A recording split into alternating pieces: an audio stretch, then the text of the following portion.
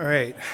So good night, everyone. I will call tonight's meeting of the Evanston Preservation Commission to order. We have a full quorum of 11 commissioners here tonight.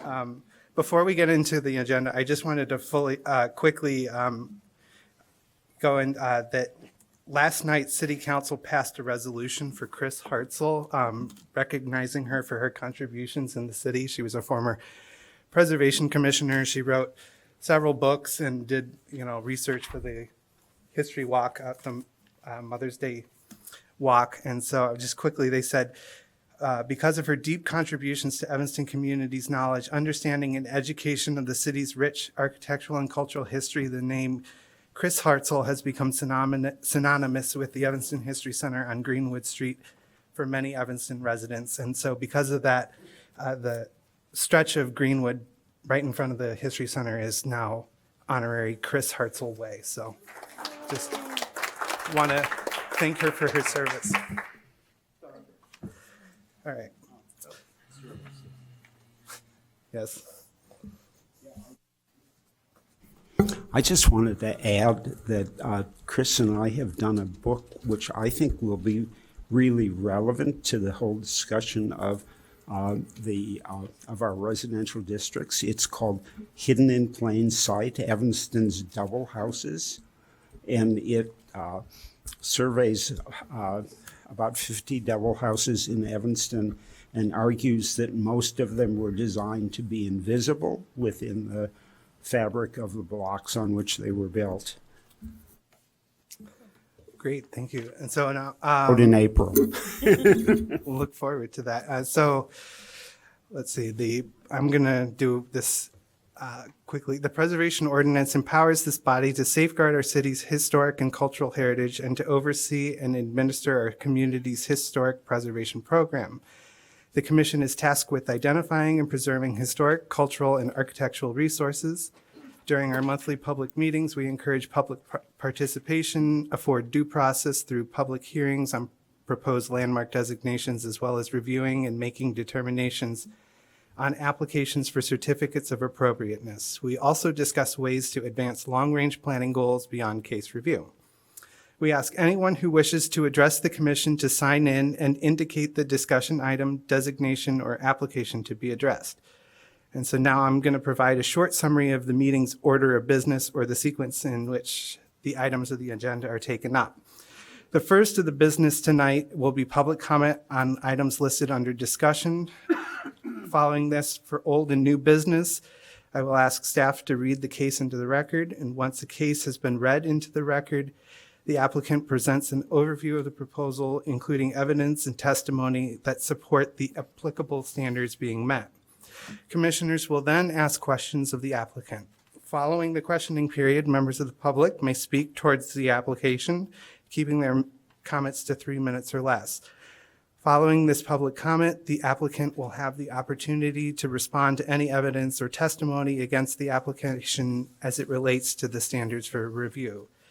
The Commission thereafter closes the record and proceeds to a motion and deliberation of the proposal. A simple majority of the quorum present is required for a motion to carry. After old and new business concludes, the Commission considers the previous public meetings minutes and then discusses actions pertaining to long-range planning goals. So with that, I will ask if any members of the public are here to provide comment on items listed under discussion. Okay, Mr. Test.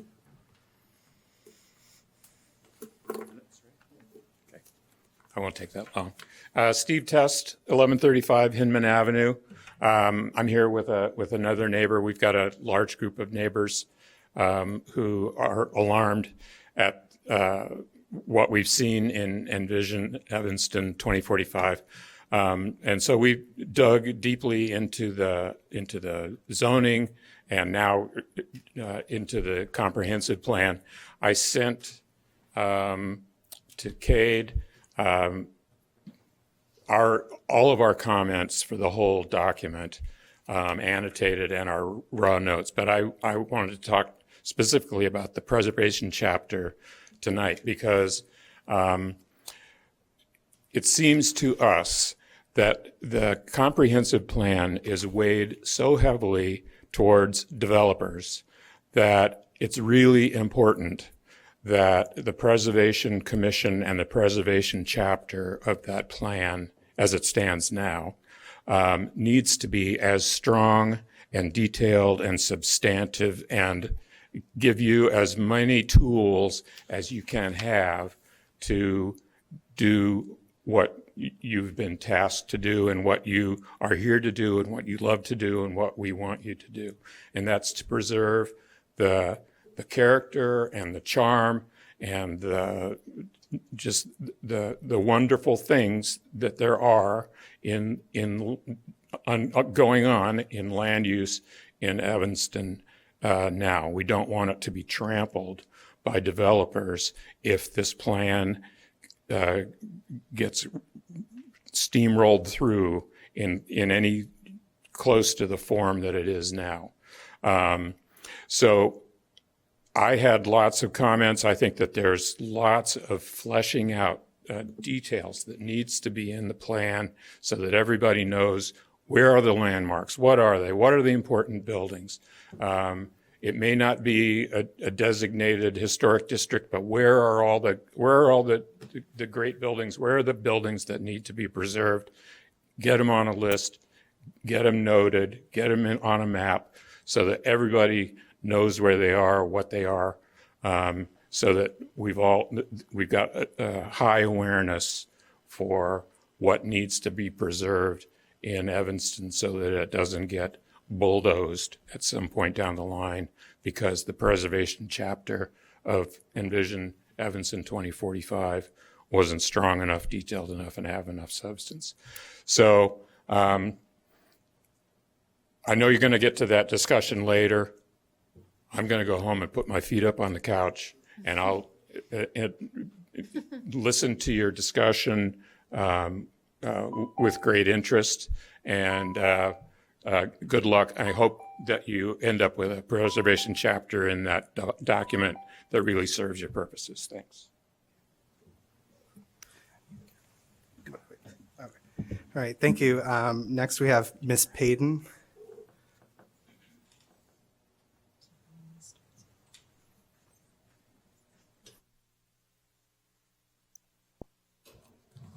Good evening.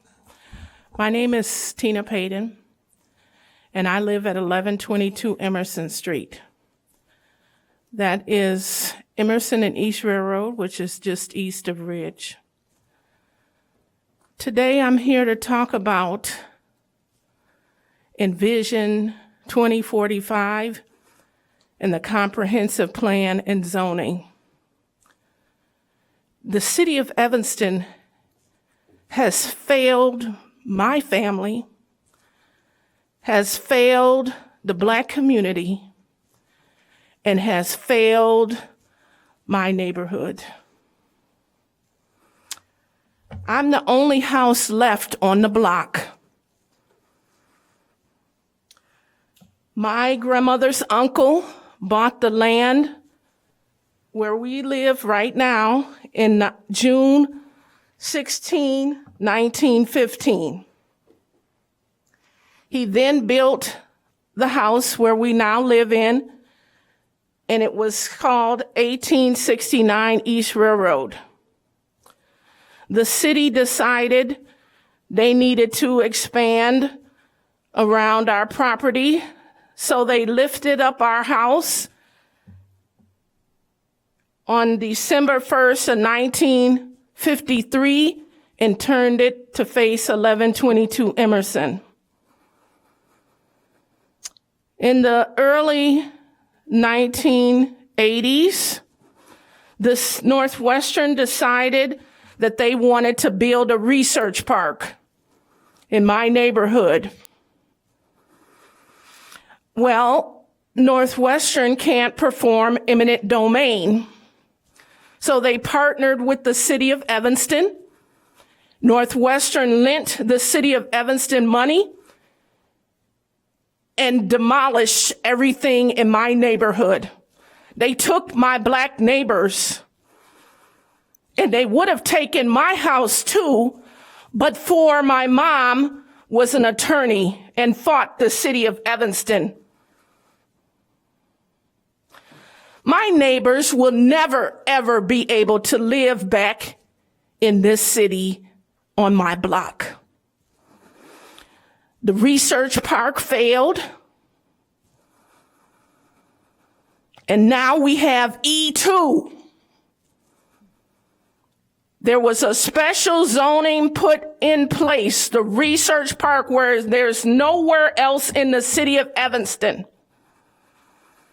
E2 was just sold for $148 million in December. Do you think my neighbors can come back and rent anything at E2? Only the white people that were on the block prospered. Ward Manufacturing was given their building on Main Street for pennies. And now they have 2 buildings. They were given 10 years free property tax. They were given $700,000 to expand their business. And what do I get from the city of Evanston? Harassment. We've been sued by the city of Evanston 7 times in circuit court, 3 times in appellate court, because we wouldn't give up our property. They now just tore down a very historical building behind me. This is Northwestern Medicine, and I'm in the way. They own the building next to me.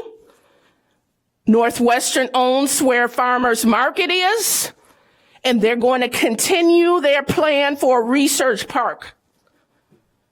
But I beg of you, this committee, to stop Envision 2045 and stop the comprehensive plan, because this kind of behavior will happen again if you approve it.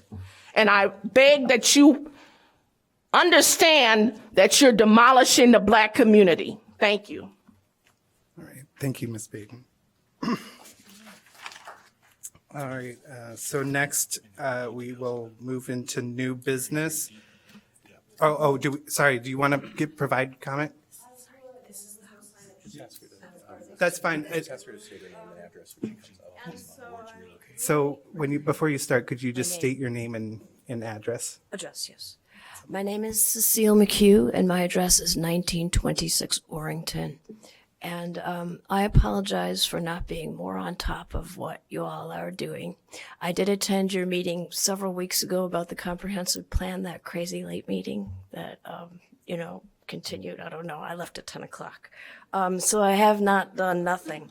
But I have a lot of questions. I own a building in a historic district, and my husband owns a building in another historic district in Evanston. And there is a meeting next week that was on my schedule. This wasn't on my schedule until I got home from work. The meeting on my schedule was next week to join council members Revelle and Wynn and Kelly for a joint meeting to discuss the relationship between Envision Evanston 2045 and the city's historic districts. I wish that meeting had happened before this meeting, but it didn't. So I understand that on your agenda tonight is to discuss the impact of streets, Chicago Avenue, on historic districts that are adjacent. And what I'm coming here to ask you is, I have read, Googling too, that the historic preservation ordinance will overlay any changes to R1 zoning. Well, my building is in an R4A zone, and I don't have the answer to that question. Will the historic preservation ordinance overlay any changes to the zoning for my building that is an R4A? Or the other building of my husband's that's an R2? I don't know the answer to that. And so I'm wondering if you've considered the impact of the upzoning to buildings that are in historic districts that are not R1. This is not a time for questions to be answered. So I'll just distribute what I brought you, what I was able to find this evening. As I Googled Envision Evanston Historic Districts, and I found an overlay of the historic districts with the upzoning changes. And I wanted to give you each a copy of that. I can see of the 3 historic districts that are shown here, they're primarily R1, but they are not all R1 buildings in those districts. And so I just wanted to ask you to consider the impact on those buildings that are not R1 in the historic districts, including mine, which has a black dot on it.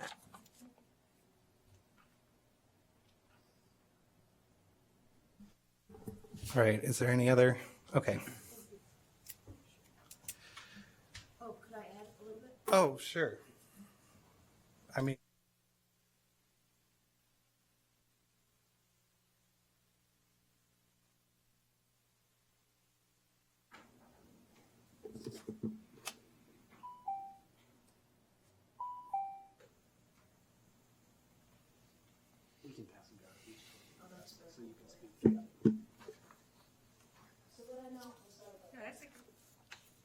So what I remember offhand is that the maximum building height in my district, R4A, was 35, and this is going to be the new R4, and the building height is going to go to 50 feet. So what does that mean as far as my building goes? If someone could advise on, I mean, how would my building be affected, do you expect? In addition, the side yards would be made, I think the number goes down from the side yard had to be maybe 5 feet before, now 3 or something like that. Well, how would that affect changes to my building and the other buildings on my block? Because what happens next door affects my building too. In addition, I've heard that larger lots would be able to be possibly divided or would be able to be divided. Well, my lot is 11,000 square feet. So, and it has 50 feet of frontage. I think the frontage required in R4 is maybe 25. So could my lot and my neighbor's lot be split down and be 2 long, skinny ones? Or would it be 2 5,000 feet lots? You know, would there be a second row of houses between us? And I kind of want to know. I don't know if we want to stay there or not. Oh, in addition, not to university, I have nothing negative to say about the university. I have a student, my daughter's a student there, but I would like to know what's going to happen across the street. The zone there was T1 or was it T2? I don't remember. And now it's going to U1. So what does that mean for us too? So I have a lot of questions, and I know this isn't a time for answers, but I'm wondering if you would please consider individual blocks perhaps that are, you know, so bad things could happen to. And I just need some more answers before I have right. anything to ask you to do. So I think that we will be discussing zoning later tonight in the meeting, but I also encourage you and the rest of the public to come to the joint ward meeting. I am going to. When I think the city staff will be there to help answer these questions in more detail. Yeah, it's on my schedule to go next week, but I don't know if you're voting or if, you know, There's when no you're vote being taken tonight. and It's you'll just a you'll still be discussion. discussing this at your next meeting. And I'm always happy to find a time to talk on the phone too, or meet in person to talk with you as well. And you'll be at the meeting next And I'll week. also be at the meeting So there'll be next week. another opportunity to talk to this group after I find out some answers. Of course. Thanks so much.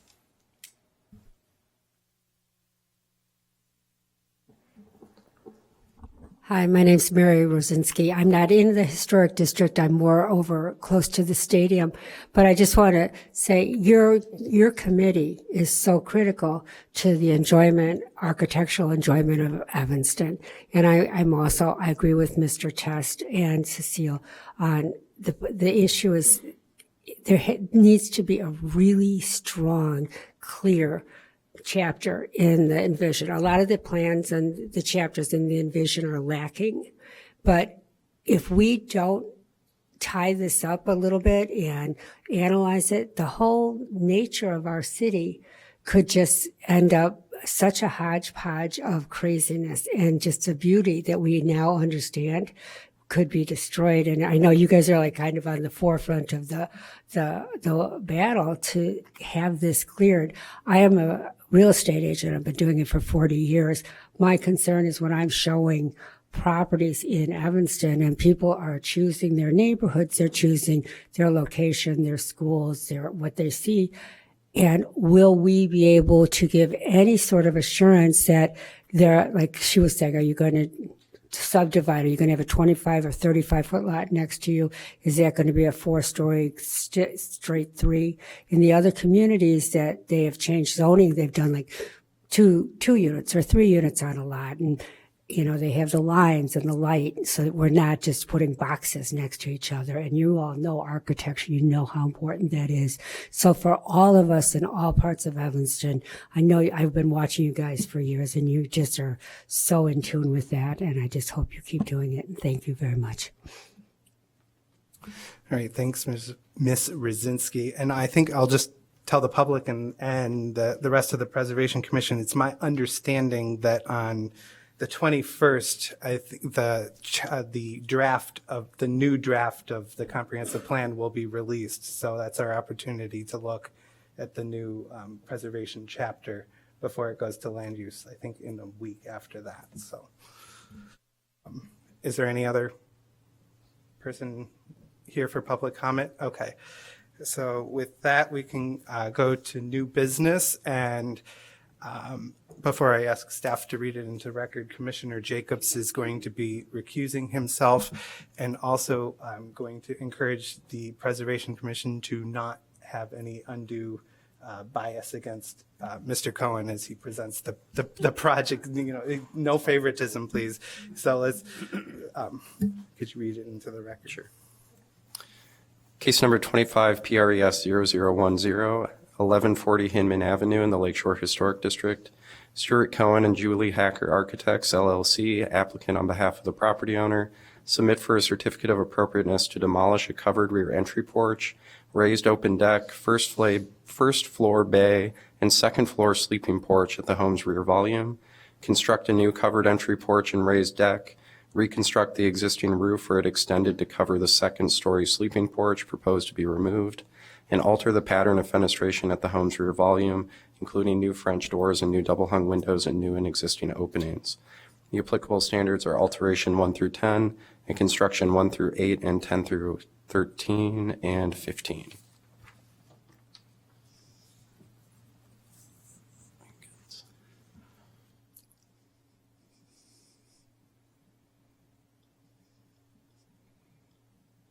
Okay. For the record, I'm Stuart Cohen, Cohen & Hacker Architects, here on behalf of our clients at 1140 Hinman.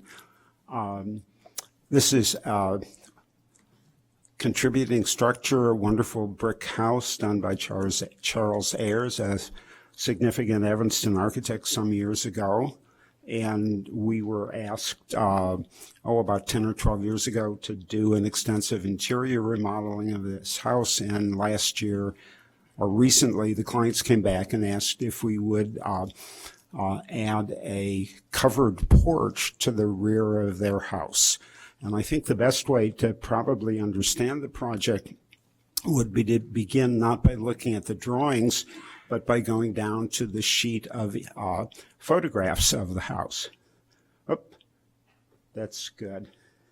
Well, they're a little bit smaller than I had hoped, but what you can see on the top row, the second and third images show the front of the house, and across the front of the house, there is a covered porch, which my clients love. And if you go down, keep going down. Yes, one of the interesting and unusual features of the covered porch is that the square columns that hold it up and its low-pitched roof are in fact masonry, and then there is a beam that's set back, and that beam and the molding at the bottom and the dental molds at the top wrap around the masonry column to form a column capital in the absence of any kind of traditional or classical column capital.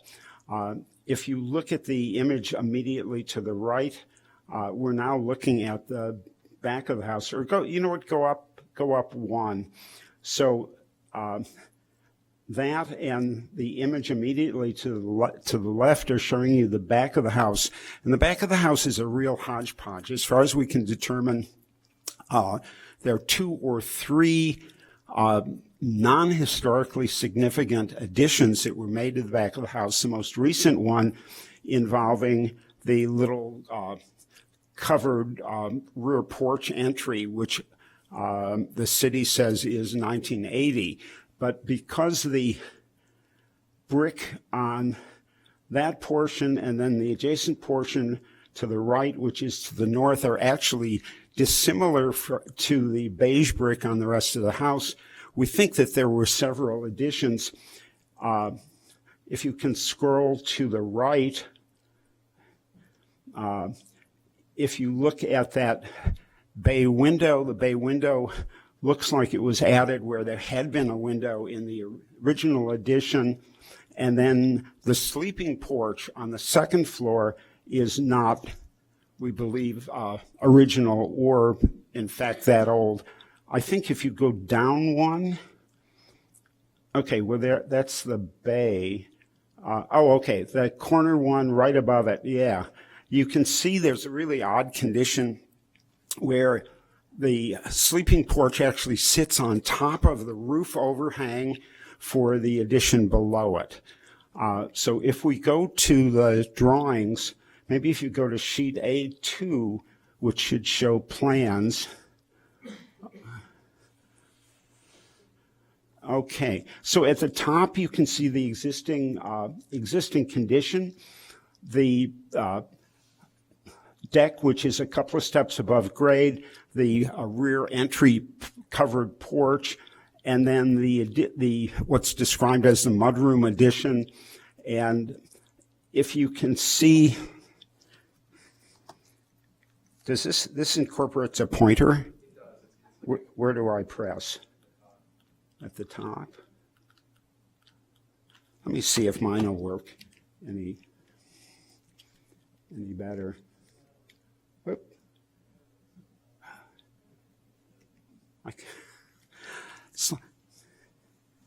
If you look at the top, yeah, there you go. You can see where the corner of the house. Could you step closer to the mic, please? There's a drop beam, which makes us think that that whole piece. Oh, yeah. Sorry. Kate, that's great. You're in exactly the right point. If you look at that, we think that was the end of the existing house. There's a drop beam, and then there was a one-story piece that was added on with the sleeping porch above. So what we're proposing to do is to keep the first floor of that addition and then take the sleeping porch off. Could we have the next one? Okay. So on the top image, that's showing the sleeping porch, and you can see what we think was the original back wall of the house. There's a window which we're keeping, and then the door out to that sleeping porch we think was a window because it's exactly the same size as the window that's adjacent to it. Okay, that's good. Here on the left-hand side is the rear of the house before, and you can see the sleeping porch and the way it sort of precariously sits on the roof overhang, and then the rear entry stoop and a little bit of covered porch and the bay window. And what we want to do is to basically take all of that off and to sort of clean the back of it up. If you can see the roof overhang on the bay and the rear stoop is almost flat. It gets a funny little scoop or flare at the end. And what we want to do is to put a greater sloped roof on it, on the porch addition that we would do. And then what we want to do, where's the best place to see this? Why don't you scroll, keep scrolling down. Okay, is to actually duplicate the roof overhang, the edge detail, and to run the dental mold, which is characteristic of the house, around all of that. And then while everything at the back of the house would be done in wood, not in masonry, to actually duplicate that kind of capital or crown detail on the square posts. Right now, the back of the house has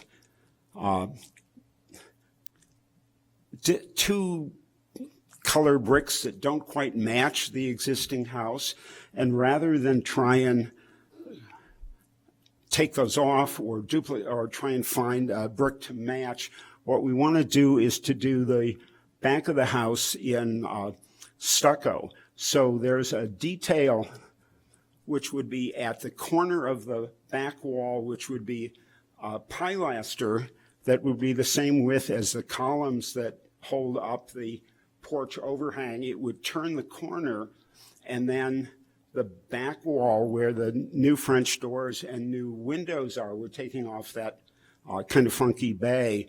That would all be stucco. And then the skirting for the porch and porch deck would be done in stucco.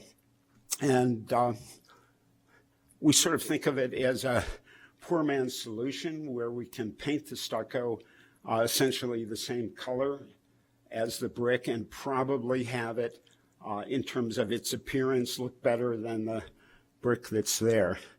Can you all see those drawings okay, or do you have them on your computer screen? Okay, so the wood columns, the wood railings, and everything that shows up as trim on the back of the house would be painted like the trim on the porch at the front of the house. And it's all kind of detuned. We haven't tried to match, other than the dental moldings, we haven't tried to match any of the actual historic details of that front porch, rather to try and make something that suggested the same kind of visual sensibility. Okay. Okay, any questions? Yeah, hi.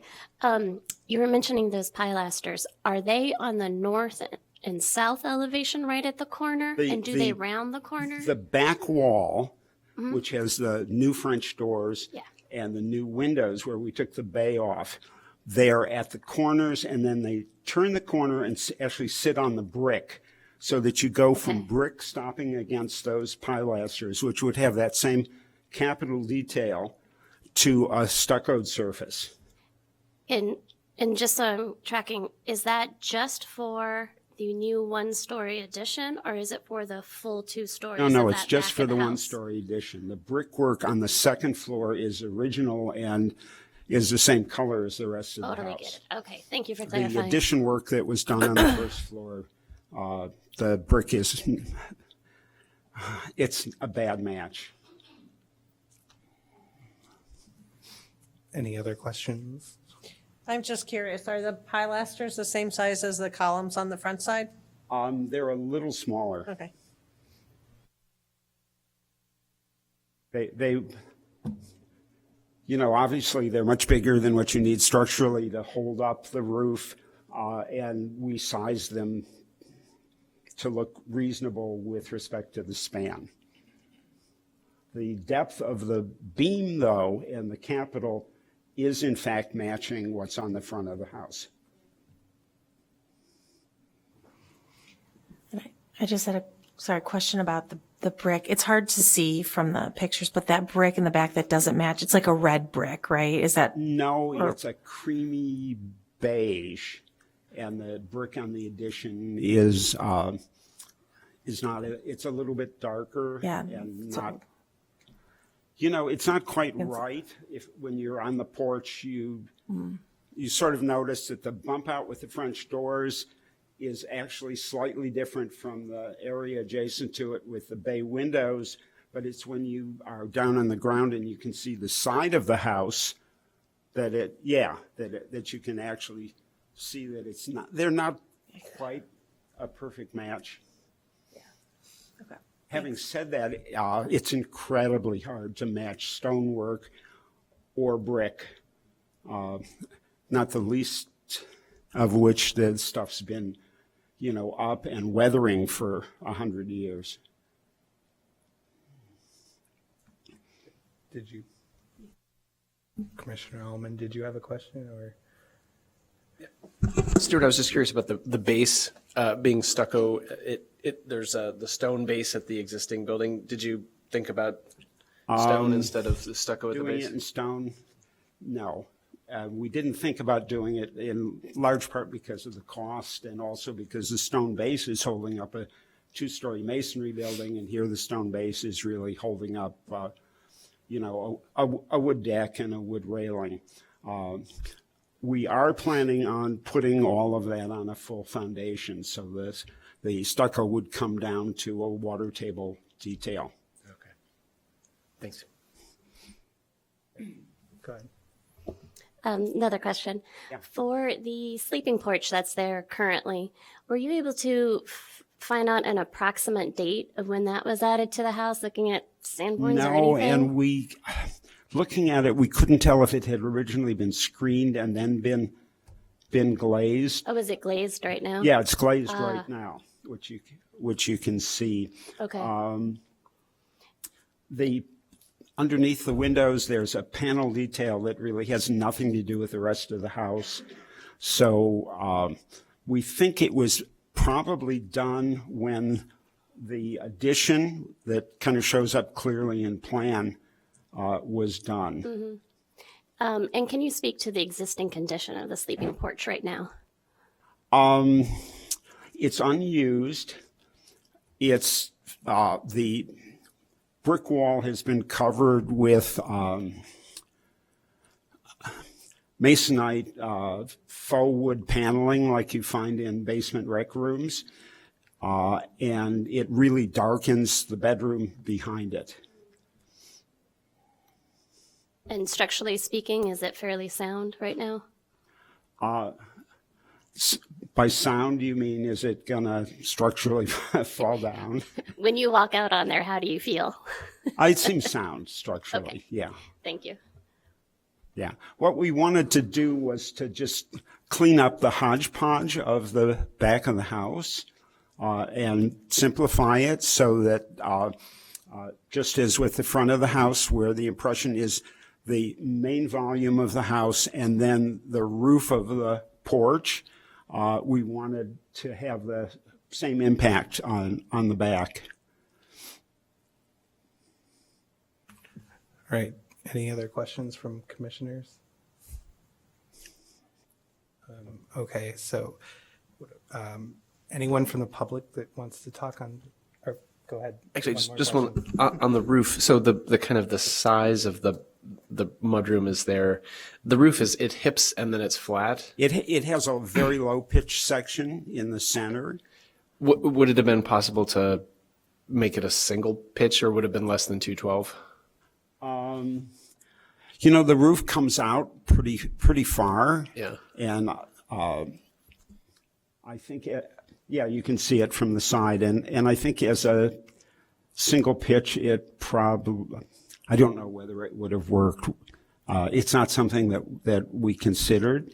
We wanted even though from the front porch has a very low pitched roof, but if you're on the sidewalk or across the street, you do see some of that roof.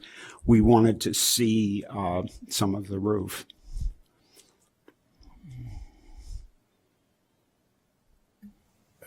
All right, so then we'll take public comment from anyone. Yes. Yes, please. Hi, my name is Regina Wooten. I live at 1028 Hinman, so just a block south. I know this house. I think it's beautiful, and what you're proposing to do is beautiful, and I commend you in undertaking such a beautiful and thoughtful renovation to the back of a house in the face of a potential 100-foot building going up behind it. So thank you, and thank you for your thoughtfulness in these types of questions, and that's all I wanted to say. So thank you. All right. Thank you. And so now we can enter into commissioners' deliberation of the application. Anyone want to start?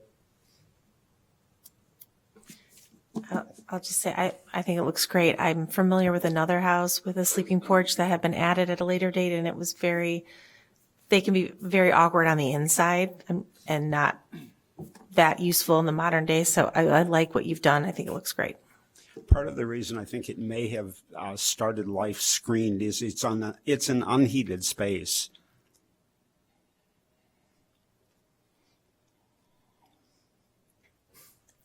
I guess I'm just hesitant about removing the sleeping porch. An element that it might not be original with the original portion of the building, of the residence, but I just feel like it's not a character defining element. I don't think I would go that far, but I feel that it is such a, it's an element that it appears probably because the client, has no use for it right now. And so the client's asking for it to be taken off and, the back cleaned up. I get that. And I think the design that's proposed is outstanding. It's good. But I'm curious what the other commissioners feel about removing this element that is historic in its own right, and with no, just looking at standard one, just no reasonable effort to adapt the property in a manner that requires minimal alteration. Just taking away this part of the house, and just what you all are feeling too about that. I totally hear you. I mean, I've lived in a house where the sleeping porch was torn off of it. I've seen pictures of it, and we have AC, so we don't need a sleeping porch. So there is a part of me that's like, oh, it's really sad to see these go away house by house. I'm torn too. I feel like there is not a good use for it, perhaps, and it's not that pretty. But I'm torn too. I think the other thing to think about is what the house looked like before the porch was built. And my first reaction was similar. It's an old thing. Why is it going away? But, if you look at the elevation or the back view, the way that it wasn't particularly artfully added. I mean, it's jammed right up against that one window. Houses need to change. And I think I would say we're lucky here that we're changing back to kind of what it was originally. So I don't necessarily see the historic significance of it. I mean, I've also worked on a project that had a sleeping porch. It was probably built, I don't know if it was because of tuberculosis or something like that, that there was this rash of these.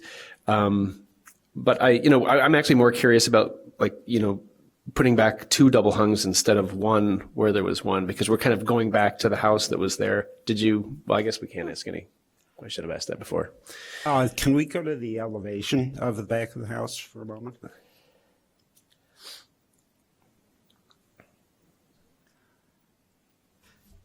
We were reacting partially, in putting 2 double hungs there, we were reacting partially to the fact that room is so dark now. With 1 window on the side and 1 window the doorway where the window had been, and the owner's desire to have it be a bright, cheerful room. We also, when we looked at the back of the house compositionally in terms of the slope of the roof, which you asked about before, we wanted the slope of the roof and where it started and stopped in relation to the flat roof to actually look compositionally determinate with respect to the back of the house. So if you can see on the north side, on the left-hand side, the slope section of that roof terminates against the house at just the underside of the corner of the window and its stone sill, and then we created the same situation, keeping that roof slope the same on the right-hand side. Just from one architect to another, it would have been good to see the brick rendered as brick, because I was at first a little bit confused because you talked about stucco and I thought, oh no, he's stuccoing the whole back of the house because I didn't see any brick lines. No, the main volume of the house is brick, and it's only and the sides of that addition are brick, and it's only the area that's under the porch roof overhang that will be stuccoed and painted, and then the skirting underneath the deck. Right. Just you had to read the notes. Any other? Yes. I think as far as going back to the sleeping porch, I think if he would have come in or someone would have come in and suggested putting the sleeping porch there, we wouldn't have approved it as a historic home. I think it's there, but I think it doesn't fit with the house. So that I understand everyone being sad about the sleeping porch, but I don't think we would have approved it as it's built. So just a thought. Had we been asked to build that sleeping porch as an addition to the house, we would have supported it differently and not had it sit precariously on the actual portion of the roof overhang, which you can see in that photograph. And we certainly would have added windows between the bedroom and the sleeping porch. I mean, in addition to thinking that it was an ugly, really awkwardly constructed feature, I don't know, we just, we didn't think it added anything to the house, even if it turns out that it's from the 40s or the 50s. So other than yeah, go ahead. I was just going to say, other than standard one, is there any other standards that jump out for people, or you can continue with what you want? I was just going to note that this is a contributor to a district, not an individual landmark. It's also the back of the house, not the front of the house. So I do think that we are expected to have a slightly more lenient or flexible attitude towards what's happening here. Yeah, but this one you can see from the side street very well. Well, there's an alley behind it and a garage, Yeah. and it's hard to see any of the back of the house. I haven't actually walked the alley. There's probably someplace on the north of the garage, which is one story and takes up most of the backside, where you get a glimpse of the back of the house and the sleeping porch. But Isn't this the one that you can see from Greenwood? Isn't that the one that you can see? It's just two houses in or so? It's not that one? Okay, then I don't yeah, think from the so. alley you can't see much at all. No.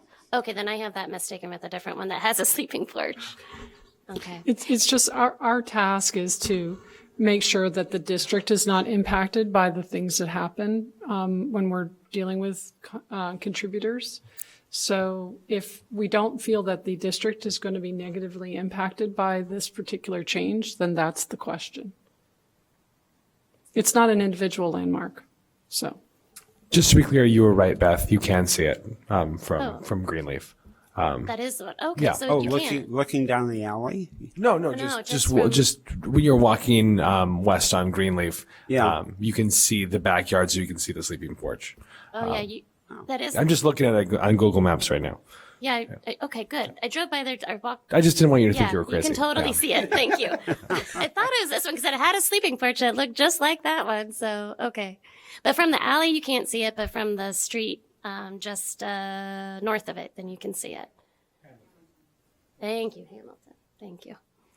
Yeah, I'm not offended with the removal. I mean, I said it before, but it's not original to the house, and I don't think it was added in a way that we discussed that we would have approved or would have liked to have seen go on a historic house. So for me, I don't have an issue with it.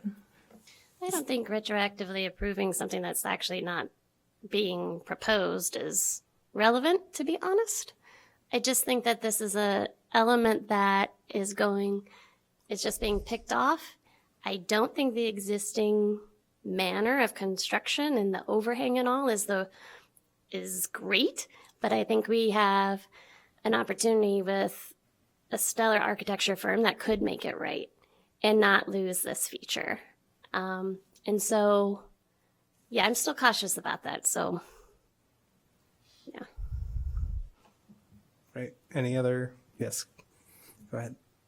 I do not agree with the argument that because we wouldn't have originally approved it, therefore we can happily get rid of it. I mean, we wouldn't have approved carving 4 faces into the side of Mount Rushmore now, but probably as a Preservation Commission we would now approve that it be kept. Having said that, on the balance of arguments, I don't have a problem with it going. I mean, in the notes for this property, it was listed that when they resurveyed the Lakeshore Historic District, that this was one of the properties that could be individually listed as a landmark. And there are a lot of fine details on the house, and there is a lot of effort to continue those details around and show them on the rear addition. So that's my input. But it would still be eligible for a landmark, right? You're not saying that this would impact that at all? No, I'm right? just saying that, like, with the high integrity of the house and the effort to continue those details, it's commended. So, any other commissioners' comments? I just had one comment. For me, it was just the windows in the back there, like very like on the right side, and adding that window. I think that Thomas mentioned I mean, I don't know that that's not your mandate, but that's the only thing that's sort of visually for me. It's like all the windows are to the right. It's like a wall on the left. I'm sorry, I didn't understand which windows you're talking about. On the rear of the home, see right there. On the second All the floor. windows sit sort of center and right, and there's nothing that was added on the left side to like balance it for me. That's the thing that sticks out. Rather than the removal of the sleeping porch, it was just that the visual doesn't seem as balanced as maybe it could be. I don't know what others think of that.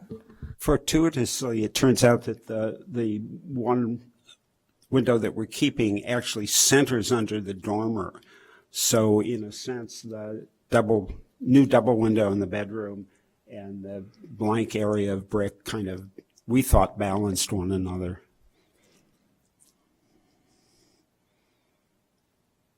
So it sounds like this is the end of the discussion. Does anyone want to make a motion for this application?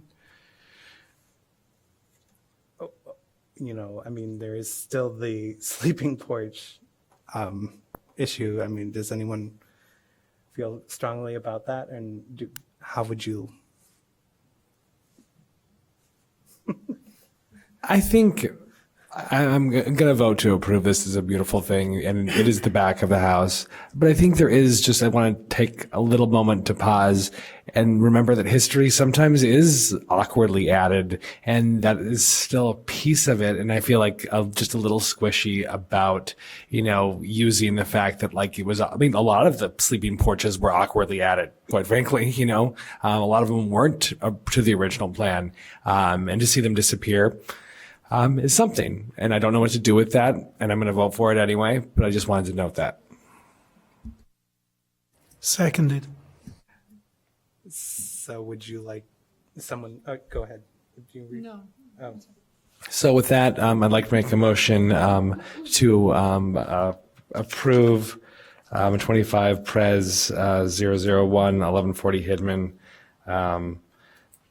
with applicable standards 1 through 10, construction 1 through 8, 10 through 13, and 15, to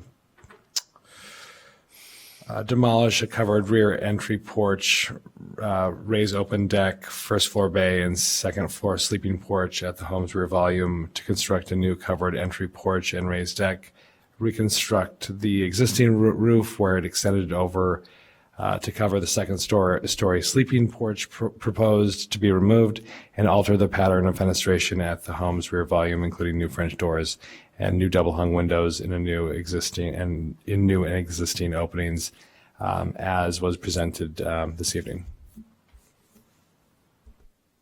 I second it. All right. All in favor of this project? Aye. Aye. Any in opposition or abstentions? Okay. One no. All right. Thank you. Thank you. And just under standard for alteration 1, Beth? Okay.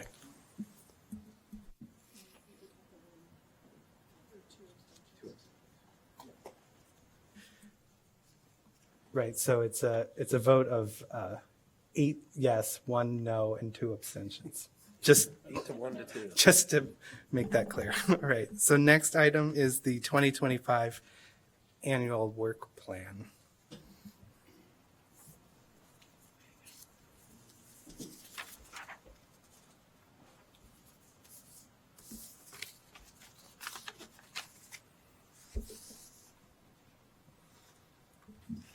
Okay, I guess I'll take it from here. Annual work plan, yeah, certainly if there's more discussion, but at least my summation or my takeaways from the last meeting were a combination of survey and documentation initiatives, so that being initiative 1.4, 1.7, and 1.11. So that just includes citywide survey of Evanston's downtown and neighborhood business districts or other locations, and we can determine the specifics of those areas at a separate time. And then also to, as we're conducting that, to at least seek or maybe prioritize documenting, including the built resources within those areas that embody historic, social, and cultural periods and events and the diverse groups and people who have contributed to Evanston's unique character. And then the kind of summation of those initiatives is adding those to the annual study list of eligible resources and reviewing that document with the commission. Initiative 2.10, this was one from the 2024 work plan, organize a preservation consortium or preservation advisory subcommittee. This is really a significant outreach and also capacity building initiative. Initiative 3.6, advocate for adoption of a citywide deconstruction ordinance. This is something that has been underway. I know that Thomas, you've been working on this, and then also this was something the commission advocated for in their letter for the comprehensive plan as well. And finally, initiative 4.4, prepare a preservation training publication and conduct one-on-one orientation with elected officials, which I think is especially timely with the new election and the potential for new elected officials on the city council. So if I missed anything or if there's additional initiatives or further discussion, otherwise you can vote for it.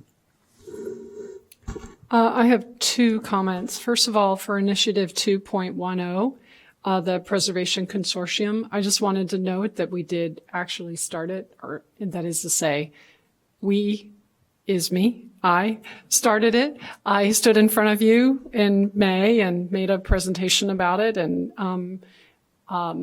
encouraged you all to send me some ideas, which you did. Then got a little distracted by this thing called Envision Evanston 2045. Maybe some of you all have heard about it. So the consortium kind of had to take a backseat to this more urgent thing that was moving forward, but it is my definite intention to go back to it. The other thing, which I do not know, Cade, I'm sorry, I don't know what the initiative number is, but it's for the volunteers. This volunteer corps that I was working on, also sort of simultaneous with the consortium. I do believe it's in 2040, but maybe not in the way that it's evolved.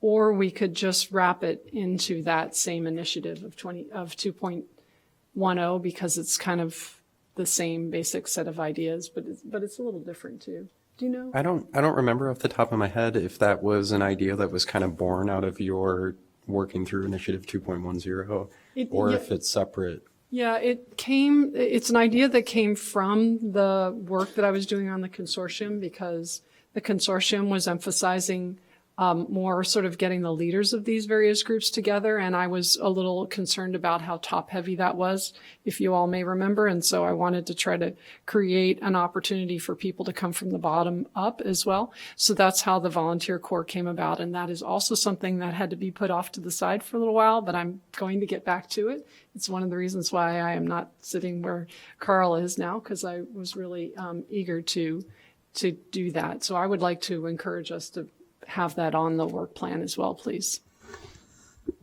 And I totally agree that I think that we have an opportunity on the 18th with the joint ward meeting for outreach to the community. And I think that that's kind of an opportunity to pitch, if anyone wants to join a volunteer corps or. Yeah, I've been pitching it here and there and gotten some interest, but I don't know if you all remember, but where we ended working on it was a kind of survey that we were going to put out into the community to see if we could get some more information or some more data from people to make sure that what we voted on for the volunteer corps was what we wanted. And that's the part that stalled because Envision Evanston 2045 kind of swept in and took all my time. So it is on my to-do list for between now and March, our March meeting. If we could, I would ask to have it on the work plan so that it's kind of an official thing that we know we've endorsed.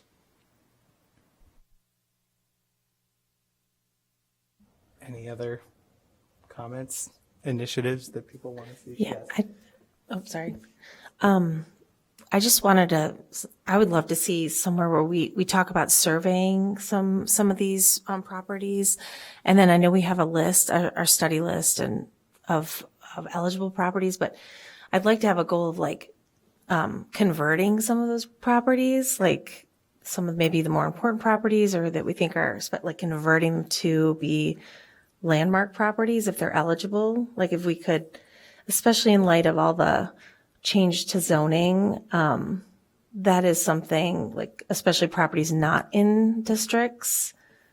If we could, and I don't know the whole process that goes along with this, but I don't know. For me, I would like to see we have this running list, but then there's never any conversion that I see to making them actual landmarks. I'm sorry. No, go ahead. I was just going to say that I do believe is in 2040. It is. Do you have the number? I don't have it in front of me right Yeah. now. I just know it's in there. That is an item in the 2040 for sure. It's an initiative of some sort. It is also love to see it in our work. I personally incorporate it as something that we focus on to protect. Maybe it's an anchor to a corridor that we think is important, or I'm not sure what, but I personally think it would be nice to see. I mean, maybe people are open to doing that in those areas. We don't know because I don't think there's any outreach that's been done to anybody. So this is the kind of thing that the volunteer corps we could delegate to members of our volunteer corps to handle, just as an example, just because she brought it up. So there's lots of things, but. Go ahead. This may be a really stupid question, but I would like to know what precisely the word survey means. Are we talking about standing in front of the property, looking at the front facade? Are we talking about looking all the way around it? Are we talking about actually getting into the property, looking at it internally? Does it involve measurement? Does it not involve measurement? What kind of record does survey, in inverted commas, produce?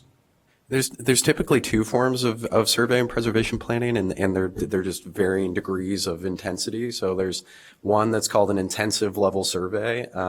That is typically where there's an in-field assessment, and then you're following that up with background information, digging through permit records, the history of the building, documenting all of that. It's very time consuming in that way.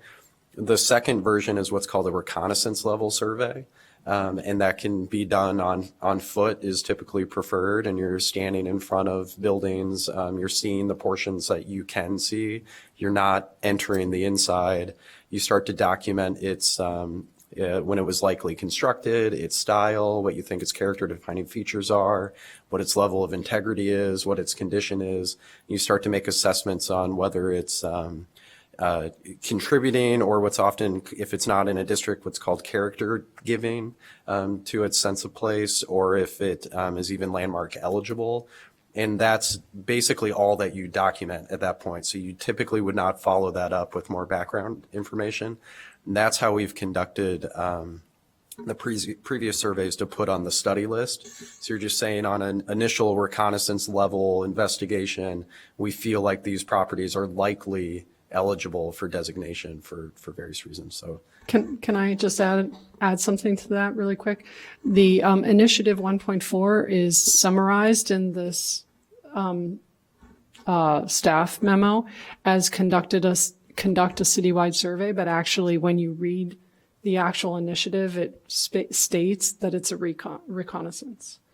It actually said, I actually just pulled up Preserve 2040 because I wanted to follow up on Amanda's comment, but initiative 1.4 actually says conduct a citywide reconnaissance survey of Evanston's historic downtown and neighborhood business district resources. So that's what it would be.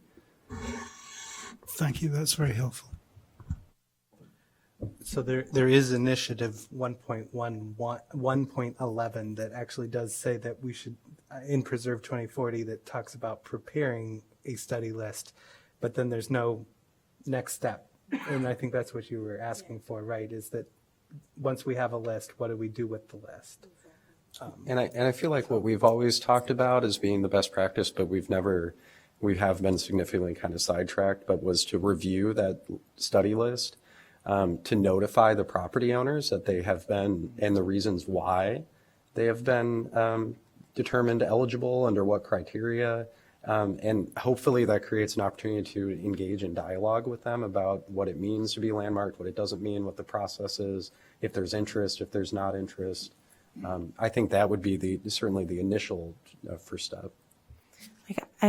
Kate, and I'm happy to, I guess, think about this too, but I'd love to have like a one pager where you could like email it with like what is the benefit to the owner, like why would they want to do it? I'm thinking of even if there's landmarks or potential landmarks within historic districts, maybe those are really easy to convert because they're already under our overview anyway, and maybe they would just want the prestige of having an actual landmark property because they already have to go through us for everything as part of a district. So anyway, I'd love to think about that so that when we approach people, we would have like the talking points and be consistent across, like we all have the talking points. Yeah, and there is a really rich history of that. There's some really old documentation that the commission used to send out to explain, your property has been, deemed architecturally significant for these reasons, and they would explain that. And they were very successful in the 70s and 80s in getting landmarks designated that way through this conversation and dialogue. Lots of cities have that. That's a pretty standard thing. There's lots of things we can look at as like starting points. Yeah, I'd be happy to work on that too, however that shakes out with subcommittees or whatever. Well, so it sounds like overarching. We have like the theme of resurveying, and then we have education and outreach. It seems is kind of, if I'm understanding right, that education and outreach, it could be to elected officials, but then also to the broader community. And then there's the volunteer corps to engage, once we've reached out to them, to engage them into the process. We also have an education and advocacy subcommittee of the commission. That's a standing committee now, subcommittee now, that anyone can be involved with, just as a reminder.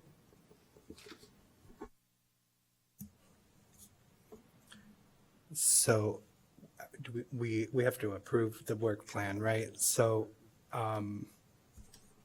is everyone okay with what has been proposed for the work plan?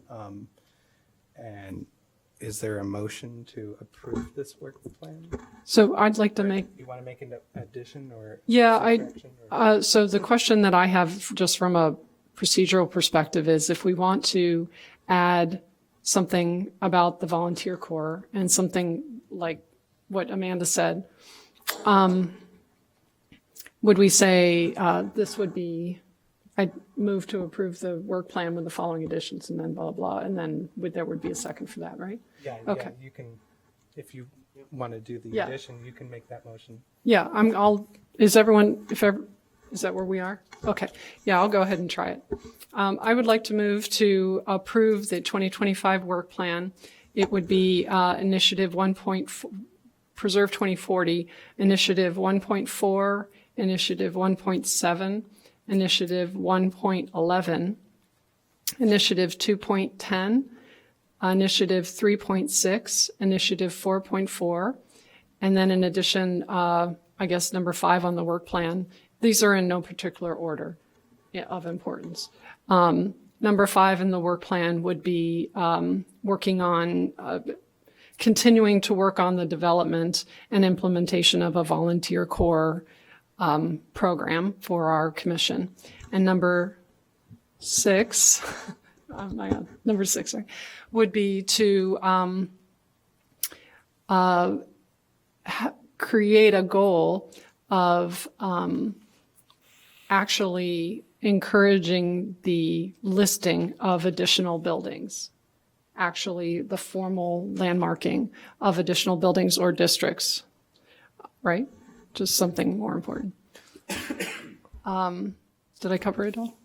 I think so. May I ask for a so we're just making it a goal that we do that landmarking? No. And are we going to? The number 6 would be to attempt to actually get things listed on the actually more additional listed landmarks in the calendar year of 2025. The reason why I said goal is because I wasn't sure if we want to have a number attached to it or if we just have that as a goal to get something done. I think we should have a number, but I don't know what that would be because I don't know what the process entails. Like at this point, I wouldn't know if I could put a number to it. So Okay. I don't So think the work plan needs to be that detailed. I think we can Right. just make it a goal, and then once we work on that, we can. So to come to establish a goal and attempt to implement that goal. That's number 6. To actually expand the number of landmarks that we have in the city. To that end, to start on that right now, like, is there any reason why we couldn't just have that in every newsletter with like a link to the one pager? Like, This hey, is just the work plan. yeah, I know. Yeah. So Yeah. yeah. So I think that I've covered everything. So that was your motion? That was my Okay, motion. do we have a second? Okay.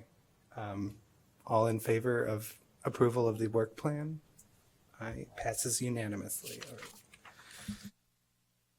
So next we have approval of the meeting minutes. The December 10th meeting minutes weren't shared, right? I sent them. Oh, okay, they were. So if everyone has reviewed them, is there any edits or comments to the minutes for December 10th or January 21? Seeing none, we can approve. What do we do? Okay, well, seeing no objections, we'll approve the minutes for these minutes. All right, and next we will enter discussion for Envision Evanston 2045. I believe we left off. Do you have any? I was just going to ask if we're going to do the discussion of the Civic Center first, or we're going to do that after first. Or do you want to do that? I don't know. I'm just asking. We can- Okay. All right.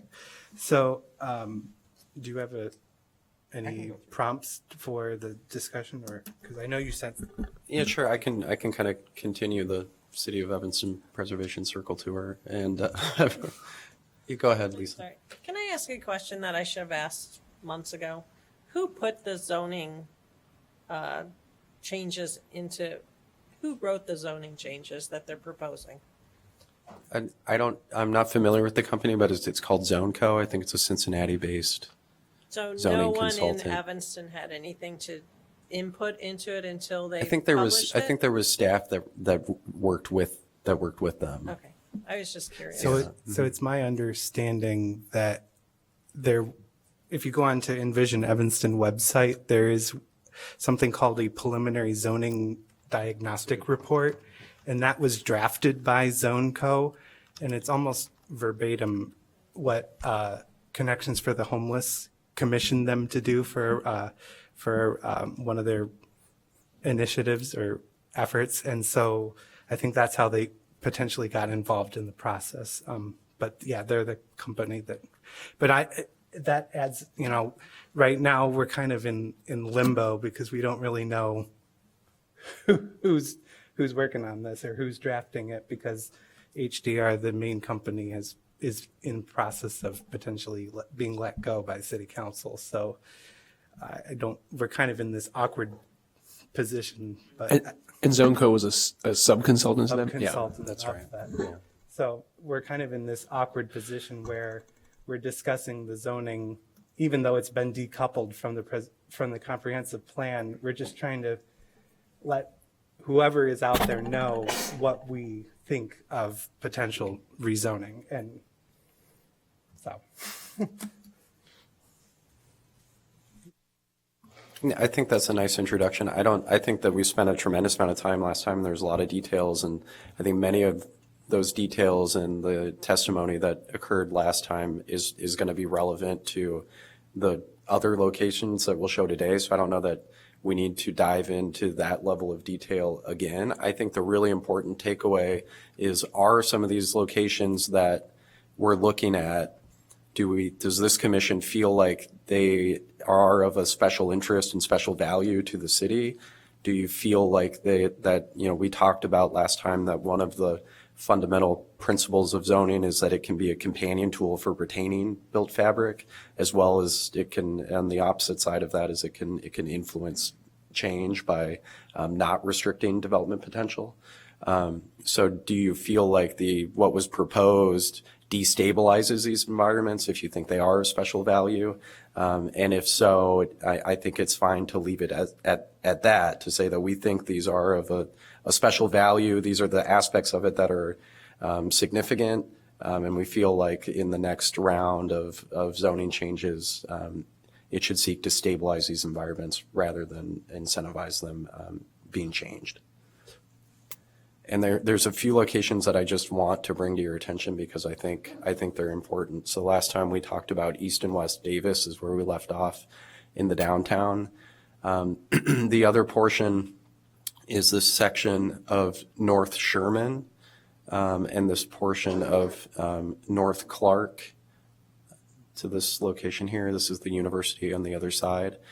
These locations right now are zone D2. We had talked about that being it's a protective zoning classification for the downtown now that really seeks to kind of celebrate and stabilize the portions of the downtown that retain its historic development pattern. And there's a few remnants of that that have been spared over really what has otherwise been really kind of wholesale redevelopment of the downtown over the course of its life. So these are some of the areas that we're talking about. This is the Varsity Theater. So the Marshall Fields building. That's a giant red truck.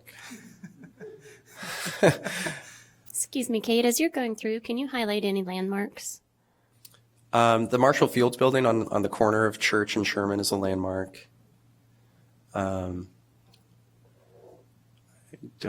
Is the Varsity Theater a landmark? It's not a landmark. It's not listed? It's landmark eligible. So when the plan development was being proposed, it was encouraged, the property owner was encouraged to potentially get landmark designation for the property to get Class L. Right, the tax credits. But he did not want to do it, so. And it's relatively preserved just by the nature of its significant investment that's incurred, recently. Right, the main facade has been maintained, so. And then I'll just jump down. So Kate, while we're reviewing some of these images, can you also tell us what the changes are that I will. occur? Yeah, I will. I just wanted to kind of give you a quick Okay. overview. This is also a landmark eligible building. This was designed by Myron Hunt. This is a significant building. So all of these locations that are currently zone D2 with the maximum height of 42 feet and FAR, floor area ratio of 1.75, these are proposed under the current draft to be zone D2 with a maximum height of 135 feet and an FAR of 7. So I guess the first question is, do we feel like these are significant, this built fabric is significant to the downtown's identity and its historic development pattern, and then should it be retained, and does the proposed changes, does it retain it or does it destabilize it? Kate, could you just go back to the plan so that we can see exactly where, I mean, if you could point to exactly This is the Marshall Fields building on the corner. This is that Myron Hunt building that we were talking about. This is the Evanston Labs. That was So the Myron Hunt building could be knocked down and a 12-story building built. correct. And it is right next to, I should note that this is a landmark, the Bursar's office. And this building is also a landmark that's also proposed under the same draft zoning. So are we answering the question now?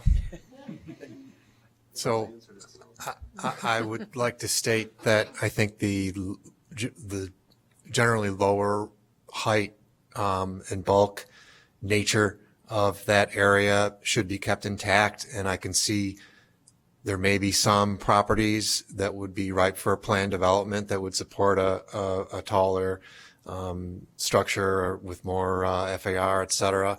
But a wholesale change to the entire district that would allow any of these properties to be torn down and something built to the dimensions that you just described is undesirable from a preservation point of view. I would also say that this is probably one of the widest streets in downtown, and so there could potentially be an improvement of streetscape or placemaking, to outdoor cafe or coffee shop outside, that could potentially take part of that street width away and make it more of a pedestrian-friendly area. I love that. I love that, by the way.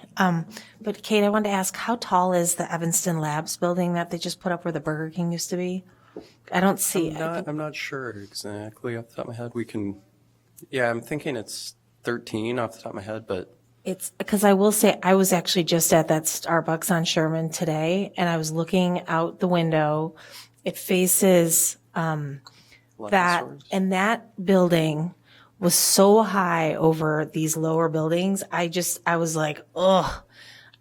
I just would hate to see the rest of that area go the way that this did. Like that building to me, I mean, I know it was approved as an exception that so planned development. Extra high, that building. I think it's probably actually a really good example of what could be done as of right. So 135 feet FAR of 7 is probably relatively similar to what that building is. I think it's huge for those that haven't been in the area. I was like, for me, it really sticks out. And I definitely think that's a really special street that still has retained so many historic, like lower scale buildings. So I totally agree with what's already been said. And I think it's a good idea too, to think about what we could do with the pedestrian area there too. Okay, so Kate, you asked about character, if it would negatively impact the character. So for me, this area, downtown Evanston, has the feeling of a kind of small town Main Street. And that's kind of unusual for downtowns to still feel like small town Main Street. And for me, one of the key reasons why it still feels like a small town Main Street is because of the low scale buildings. And that I do not think that there is a way to insert tall buildings here and maintain the character of it. Now, that one that you're talking about, Amanda, I've gone back and forth about that. It's on the edge of the downtown, so there's that. It kind of like minimizes but I would have loved to see something different go in. Something a little bit more contextualized. And while we're talking about that building, just as a side note, I don't know whether they hit anything when they were digging, but anyway, this is a Native American, known Native American previous settlement. So if they are going to end up building here, we need to make sure that we're on top of it, that they remember that they're digging in a Native American place.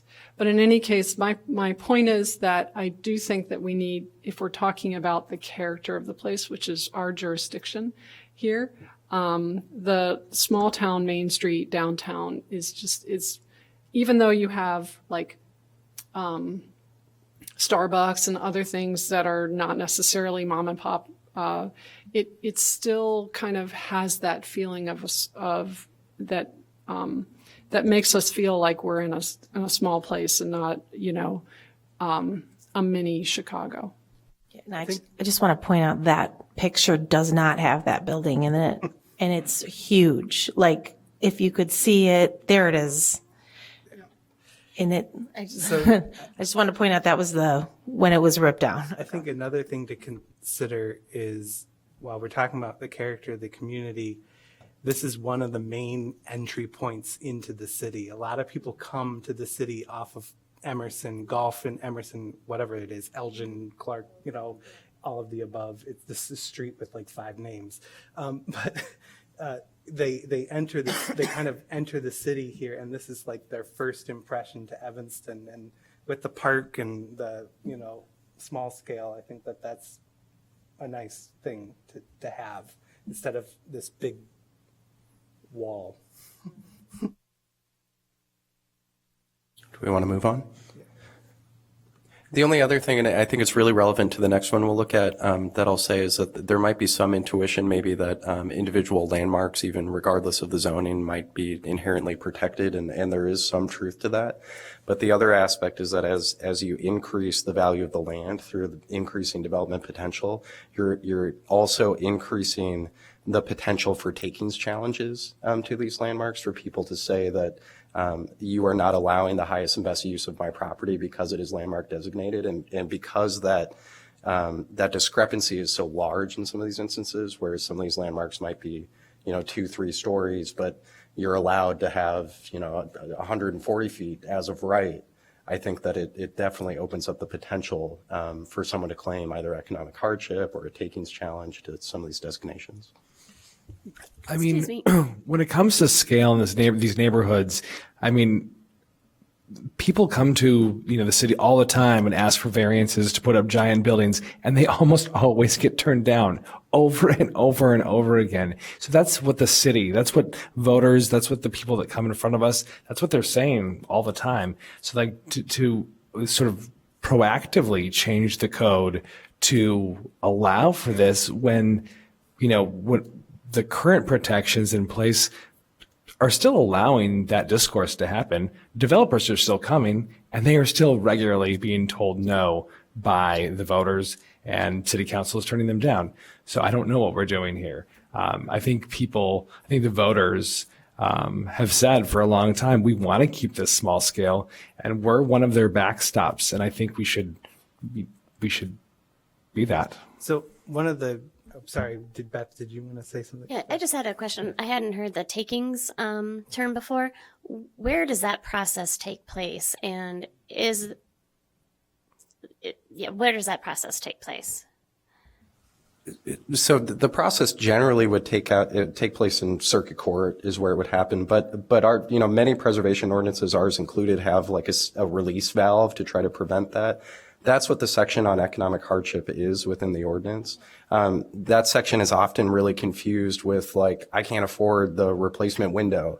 That's not what's intended by economic hardship. Economic hardship is where someone can demonstrate that the value of my property is X. And I can't achieve that because it's designated as a landmark, so I'm only able to achieve Y, and that discrepancy is so huge. And it allows an avenue to try to bridge that gap to maintain the designation. So it talks about incentive plans, it talks about property tax reductions that you can work with somebody to try to maintain the designation. But the easiest way to avoid that is to have the development potential and the value of the land equate more similarly to what the existing built product is, because then that profit motive and that incentive doesn't exist.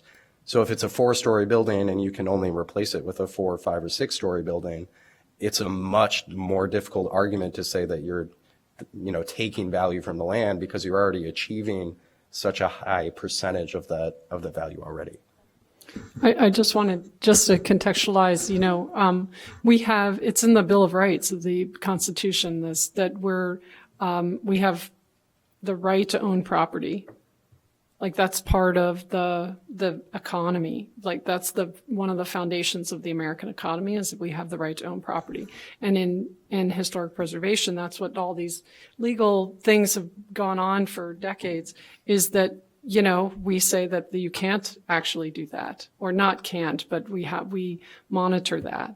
So that's what the takings is about. It's about, if somebody has a 4-story building and all of a sudden, instead of being allowed to replace that with a 5-story building, they're allowed to replace it with a 12-story building, then the difference between 4 stories and 12 stories in terms of potential property, potential investment return is much greater. And so that's what takings is. Maybe I hope that clarifies it for anyone here and also, watching. I think also it's, just quickly, it's in the 1960s with Penn Station, that's kind of when the Supreme Court said that was the takings came up, and that idea was that we're protecting our cultural heritage, our landmarks, what we deem as important to society, and we're completely grounded to do that, to protect and landmark and designate these as special places. And so that's a Supreme Court decision of Penn Station. Yeah, and like Jackie Kennedy was involved with that and stuff. So we have, the right to own property, and also we have the right to protect our shared heritage, and those two things. We have like individual ownership versus shared ownership, but we don't share the ownership of a particular property. We share the ownership of the heritage. So that's what we're protecting. Like from a conceptual perspective, that's the backstory to what Kate was describing. So the next two, they're relatively adjacent to what we just talked about. One is an individual landmark. This is the former Asbury Hall, formerly owned by Northwestern, kind of colloquially known as the Copycat Building. This is an individual landmark. It's one of the earlier landmark designations for the city. This property, similarly, is, I believe, currently zoned R6. Off the top of my head, I'm not sure, but it is proposed. It's the same D2, 135 feet, FAR of 7. And then similarly, this building just down the street, Sherman Gardens, which was determined a few years ago to be landmark eligible. It's a really excellent example of mid-century architecture. Is also the same proposed zoning, 135 feet, FAR of 7.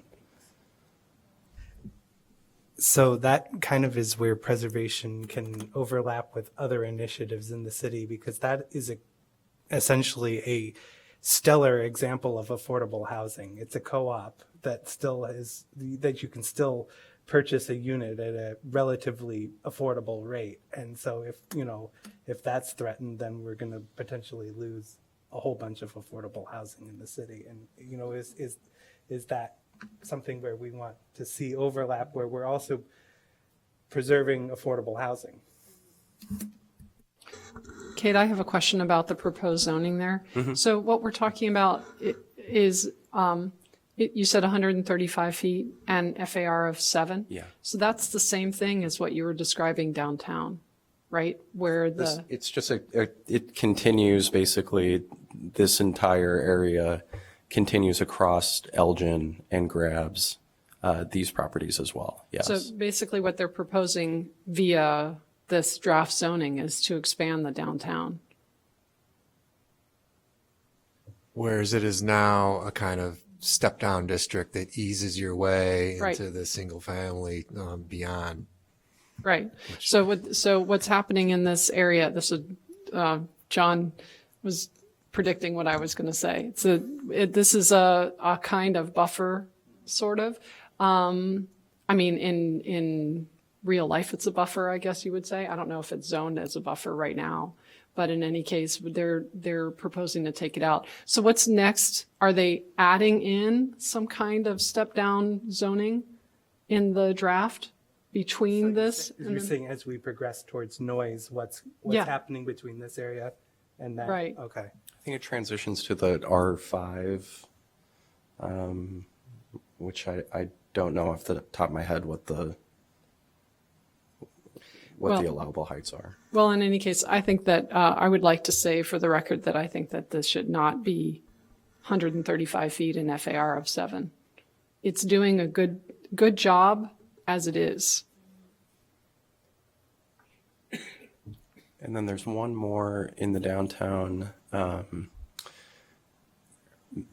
We're at church in Chicago, so this is the Women's Club of Evanston. This is the Evanston Public Library. This is a surface parking lot owned by the city. This collection of buildings here, this is the Women's Christian Temperance Union Administration Building. And this is the Francis Willard Rest Cottage. These properties constitute the Women's Christian Temperance Union Local Historic District. These are also National Historic Landmarks. So that's the highest form of designation that this country offers for a cultural designation. These properties are currently zoned R6. And that offers a maximum height of 85 feet or 8 stories, building lot coverage of 50%, and impervious surface ratio of 65%. These are proposed to be zoned D2, a height of 135 feet, FAR of 7. Okay, so that's no for me. This is like, Why was that proposed for a site that has a National Historic Right, Landmark? exactly. Where was the overleaf of National Because the Historic people who Landmarks wrote at the this least? don't know anything about They don't know.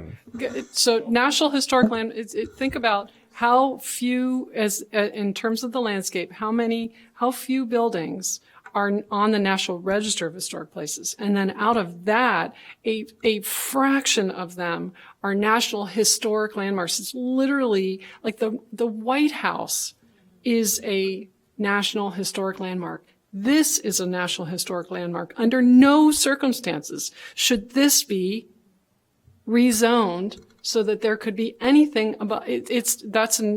I don't usually get upset, but I'm upset now. the other thing is to consider out of the limited number of National Historic Landmarks that are in the country, there are a very, very, very small number that are for women or for women's history.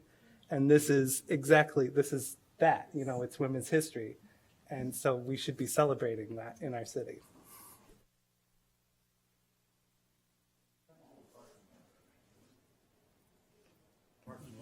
The parking lot is the same. It's proposed to be zoned the same. So I think it's the public library to this corner parking lot and the Francis Willard, I can bring it up, rest house as well.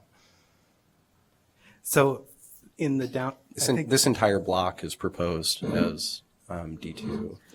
I think in the 2009 downtown plan, there is a proposal for a park at that parking lot site instead of a tall building. Yes. So, Charles, do you? I just wanted to find out more about the whole block, the whole area. If they were going to try to break it up into smaller spaces to select that, but obviously the parking lot, which is between two very important buildings, is not going to be anything other than a park in a sane world anyway. Not that we live in a sane world.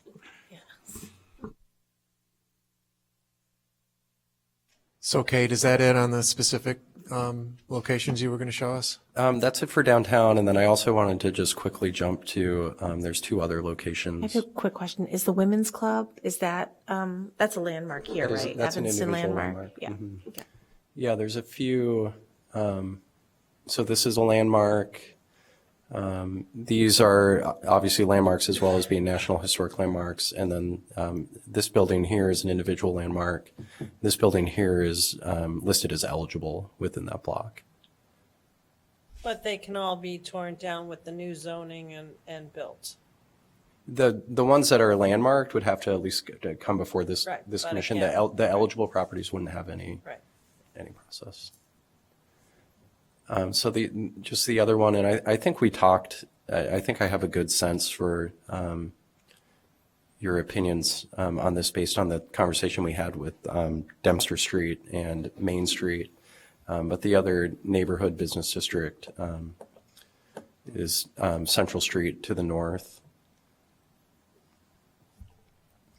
And I'll quickly, this one's a little more complicated. This one kind of constitutes somewhat of a hybrid form-based zoning model that the city has. And I think that was developed in, do you know, Carl, 2013 maybe? Could we ask Ms. Brzezinski? She's from Central Street. Do you know when the Central Street plan was? 2008. 2008. So currently it has both an overlay, so it has the underlying zoning and then it's overlaid with the Central Street overlay, and that the form-based aspects of that are required transitional height planes, building articulation, percentage of fenestration, location of fenestration on some of these buildings that are trying to retain the existing character, or at least create compatible new interventions. And that was my understanding with that is that was a significant pushback with some of the developments, particularly some of developments that happened on the west end of Central Street that were seen as being out of scale. And so that's how this came to be. So the current zoning is a height of the lesser of 3 stories or 35 feet. It has required transitional height planes of 10% at floor 2 and 15% at floor 3. So the way that's measured is the width of the building, and then you take 10% of that, and that becomes your required setback as it steps up from floor 1 to 2 to 3. So it slowly steps back from the street. The FAR is 1.4, and it has additional facade articulation and fenestration requirements. The proposed zoning for this location is M2 with a height as of right of 65 feet and a floor area ratio of 5.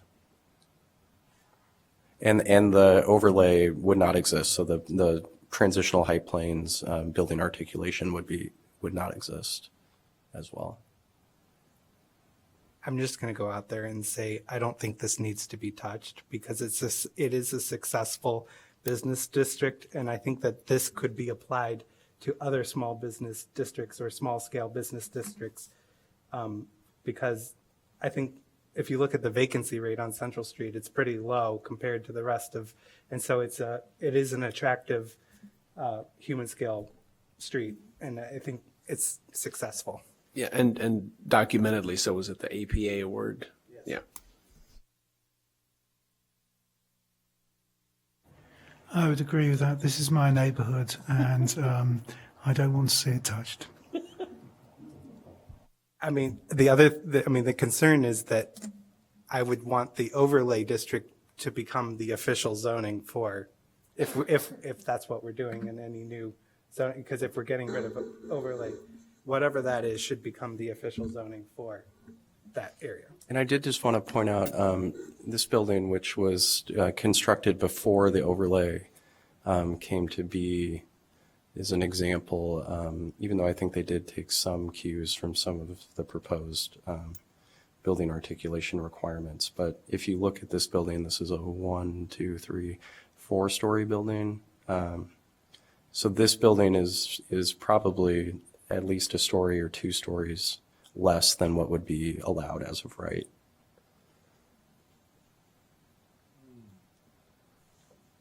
So folks in my neighborhood were concerned about this little area between Forest and Sheridan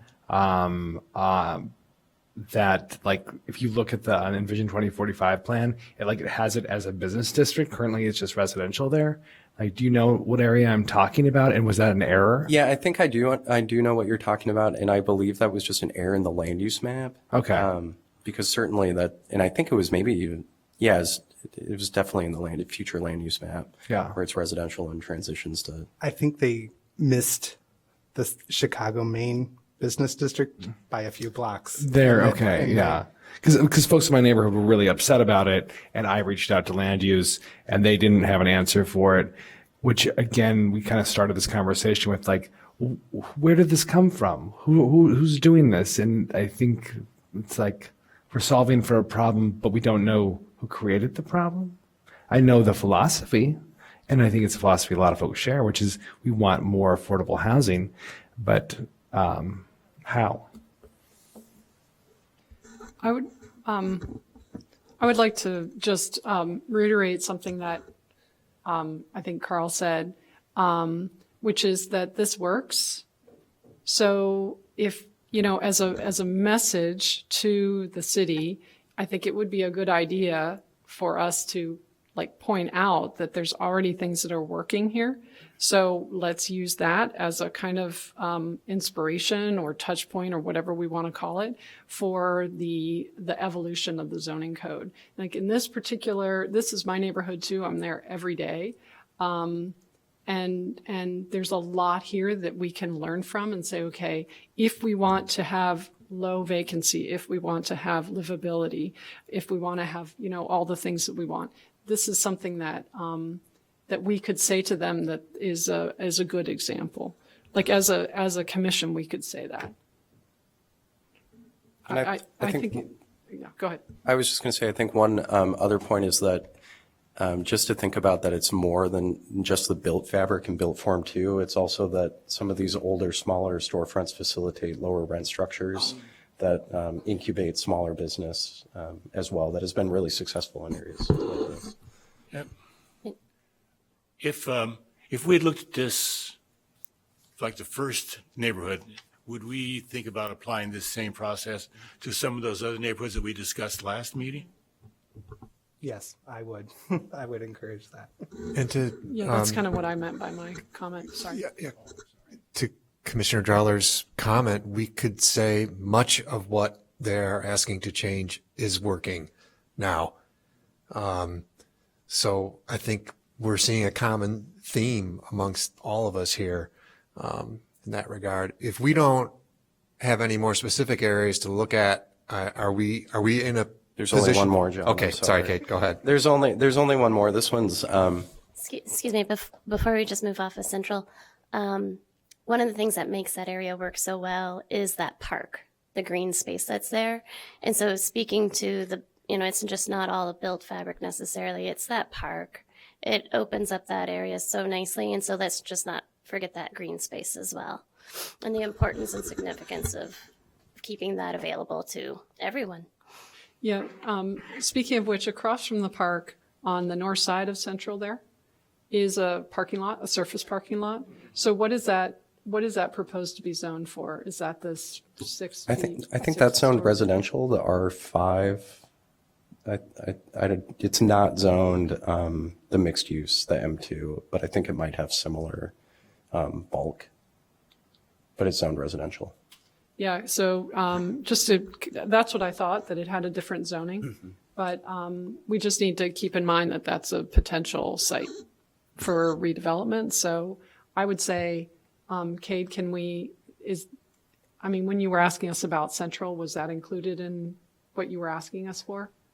Yeah. That part, Yeah. even though it's a The whole different corridor, basically. Okay, Mm-hmm. on both sides of the street. Okay. So this last portion, I'm not sure if everyone's familiar with, but the intersection of Florence and Greenleaf, I think this has one of the most unique kind of interplays of residential and business built fabric in the city. It's a really dynamic location that has really small scale storefronts and businesses adjacent to a variety of residential densities and structures. It's really a significant neighborhood. This is currently zoned, let me pull it up, sorry. This is currently zoned B1, so it has a height of 40 feet and a floor area ratio of 2. And it's proposed to be zoned M1, so a height of 50 feet and a floor area ratio of 3. I mean, honestly, I think that this area is an incubator for arts and other craftspeople because there are a lot of artists and craftsmen and craftswomen that are in this area because of probably low rent and that they can be here and they can probably have a live work studio situation too. And I think that should be encouraged. And I don't know if blowing up the height it will prevent that from being preserved.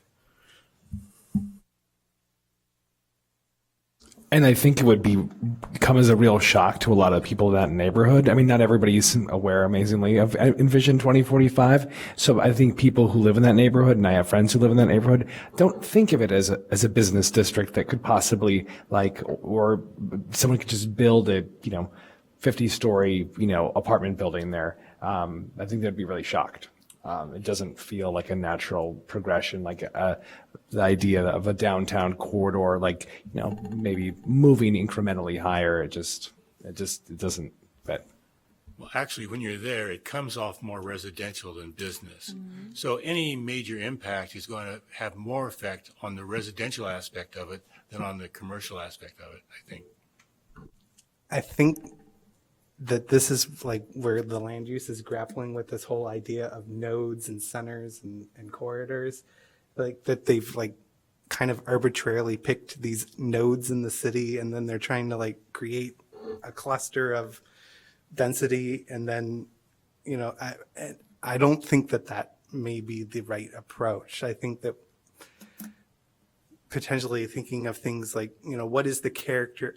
I mean, none of this feels culturally reflective. Right. It doesn't feel like the people in those neighborhoods were engaged with, and I know engagement is very difficult to do, but it just doesn't feel reflective of our culture and the culture of these places that we're changing. I think it could also have an adverse effect on affordable housing. I mean, it could really disrupt that neighborhood in a way that would take away affordable housing. Yeah, I just wanted to say, this is such a neat neighborhood. I am kind of shocked. I guess I didn't realize this was part of the, one of those corridors they were considering. I didn't look close enough to realize that, but I don't know, this is almost like I don't want to say a secret neighborhood, but I don't know how many people have been down in this area, but it's really unique and it is artsy and I don't know. It's just very interesting. I would hate to see those plans go through as written today. I mean, I'm frustrated because it seems like they didn't really study the neighborhoods and see what the characteristics of each neighborhood were. And then once they had that data and survey work, they could then understand what's working, what's not, and how do we kind of sensitively improve what's there. We had the same feeling about the comprehensive plan. It's clear that it's a patchwork of very vague things that don't have anything to do really with Evanston. It's just a set of ideas. So that's the same comment, Cade, that we had, I believe, for the comprehensive plan that we would have for this. We keep saying a variation of it every time you show us another neighborhood. Good. And now I'm done, John. I do have a question. Would it be possible to look at the neighborhood that the woman on the public comment was referring to? Remember that? Yes, on the Sure. I wasn't sure where that was and what it currently is zoned and what it's being proposed as. So I think 1120 Emerson. that has actually an interesting story because there was a potential. Was it a landmark? The Butler Building? It was a landmark. So there was a black-owned building, the storage facility that was the Livery Building that was the Butler family had, and that building was designated a landmark, and the city demolished it, and so that's kind of like what I think Ms. Payden was talking about in her public comment was that area had a very rich African American history, and it's almost all gone except for her house.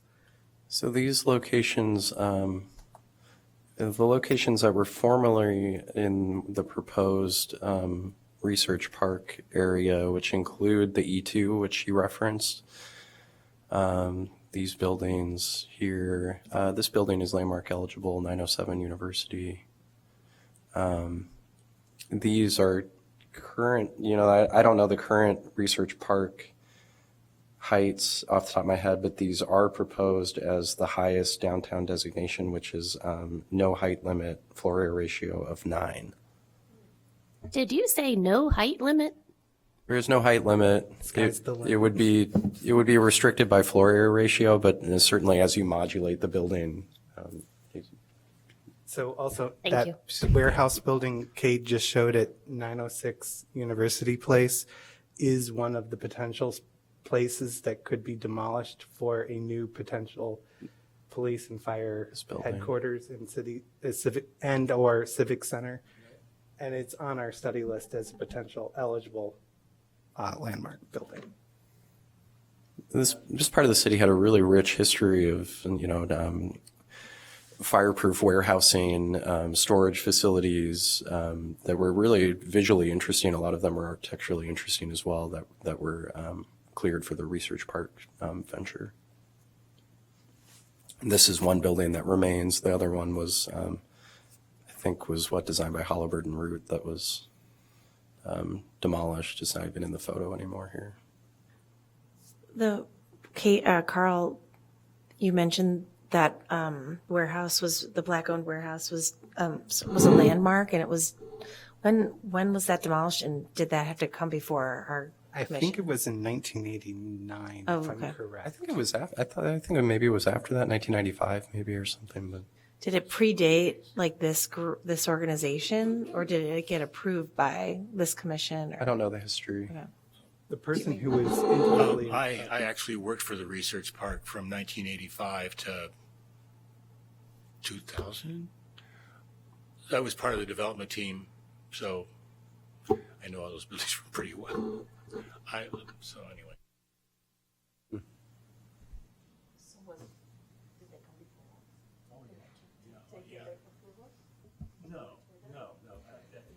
Oh, sorry, if you're going to have, could you speak into the mic? I think that it was the landmarks.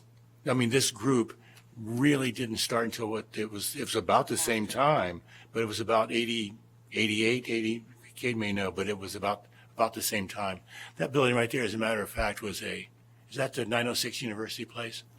There was a coal gasification plant there before that building. That building we didn't touch because the ground under it is so polluted. I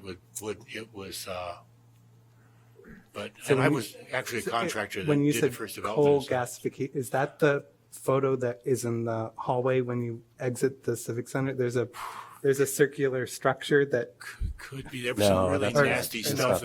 not- okay. Chair Klein, can I pull us back into the Envision 2045 discussion? Sorry, I'm chomping at the bit here. And the reason why I want to move on to some conclusions is that it's the same theme, no matter what component of this plan we've looked at. I think we all feel the same, that it's an upzoning that is going to be detrimental to our mission on the Preservation Commission. And so I don't know where we are in the process of that approval right now, but I think the sooner we get our comments out to the Land Use Commission and to the City Council, if they're ready to hear it, I think the better. And it took me a while to kind of get my arms wrapped around what all this meant and how we want to respond to it.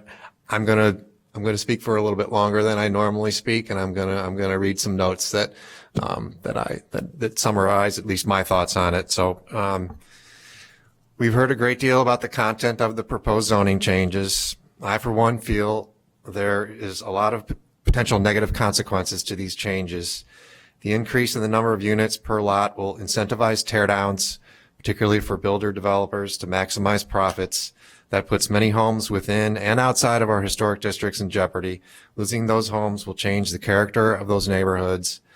Has anyone been happy with the infill lot or new construction submissions that we've received before this board?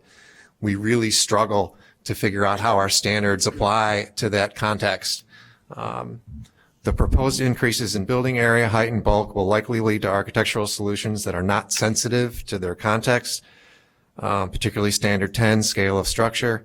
This concern does not just apply to the residential districts, but as we've seen, could dramatically affect the characteristics of our retail and commercial corridors. Just as we ask to see floor plans on our cases for a certificate of appropriateness so that we understand the context and the reasons why. I think we need to look at the reasons why this plan is being proposed. And my understanding is the goal is to achieve greater affordability and diversity by increasing density. That's everything that we're seeing here is going up and increasing density. The exact method in which this increase in density will promote diversity and affordability is a bit unclear to me, but if I understand it correctly, the idea is to engineer the real estate market by increasing the supply side, thereby lowering property values and rents. I don't see any evidence to support that this is what would actually happen, given the way that real estate development generally happens in this country. However, let's say it did produce those results. Is this what property owners want in the city of Evanston? Their property value to be worth less down the road? So I'm just questioning the reasons why. I don't understand it. I'm not opposed to all change. That's what we do in this committee. Every time we approve a certificate of appropriateness, we weigh the potential negative impact, if any, versus the benefit to the applicant and the neighborhood. I don't see any evidence that this will produce a benefit to the community here. And what is the problem to the solution being proposed? Does Evanston lack diversity or affordability? We have homes for sale in the $300,000 range and homes for sale in the millions. We have condos that are less than that. We have a wide price point of rental costs. I enjoy Evanston's social, ethnic, racial, and economic diversity. Maybe it's easy for me to say that since apparently I can afford to live here, but it's clear Evanston is not in danger of becoming Winnetka. We are much more akin to our neighbor to the south, Rogers Park. I'm so grateful to the forethought and work of Evanstonians who helped revitalize our downtown and smaller downtowns through planned developments. I am so grateful for the formation of this Preservation Commission and the decades of protecting the character of our neighborhoods and historic structures. I am grateful and proud to live in a community where our current elected officials, staff, and commissions are dedicated to preserving Evanston's rich diversity, even if through the development of a new zoning ordinance that I disagree with. I believe the pro-increase in density is pro-development. I think the real danger here is it unleashes the forces of developer profit and capitalism on our neighborhoods in a new and more destructive way. Nearly every desirable town in America is struggling with gentrification and the inevitable displacement of lower income people. I don't think we are in danger of becoming Winnetka. We are in danger of becoming Bucktown or Wicker Park. Streetscapes that once contained modest but well-built, architecturally pleasing and compatible homes. Most of these homes and the economic class of the people that live there have been replaced by much larger homes and multi-unit condo buildings that only wealthy people can afford. And then to conclude, we are the Preservation Commission, so it should come as no surprise that we are hesitant to endorse the word change, an antonym to the word preservation. We have rejected applications for appropriateness due to things as small as the proportion of a window or the size of a dormer on an existing home. The potential, if these changes are implemented, is that the entire house is gone now. No need to worry about the dormer or the window anymore. While there may be some room for increasing bulk standards to be more compatible within a district's existing, bulk, even this has the potential of ignoring a location's micro context with neighboring properties that fall well below the district's average. There may also be room for supporting changes that would allow multi-unit residential development along commercial and retail corridors where the current zoning does not allow that, but height, area, and bulk standards would require further study. I encourage meeting our diversity and affordability and environmental goals through planned development specifically created for diverse populations and income levels. I think that what the city has already done through the plan development process has been successful, and we should use that tool to further these goals. I'm voicing my strong disapproval of the proposed zoning changes in their entirety due to the potential negative impact on Evanston's neighborhoods, historic districts, and indeed diversity and affordability.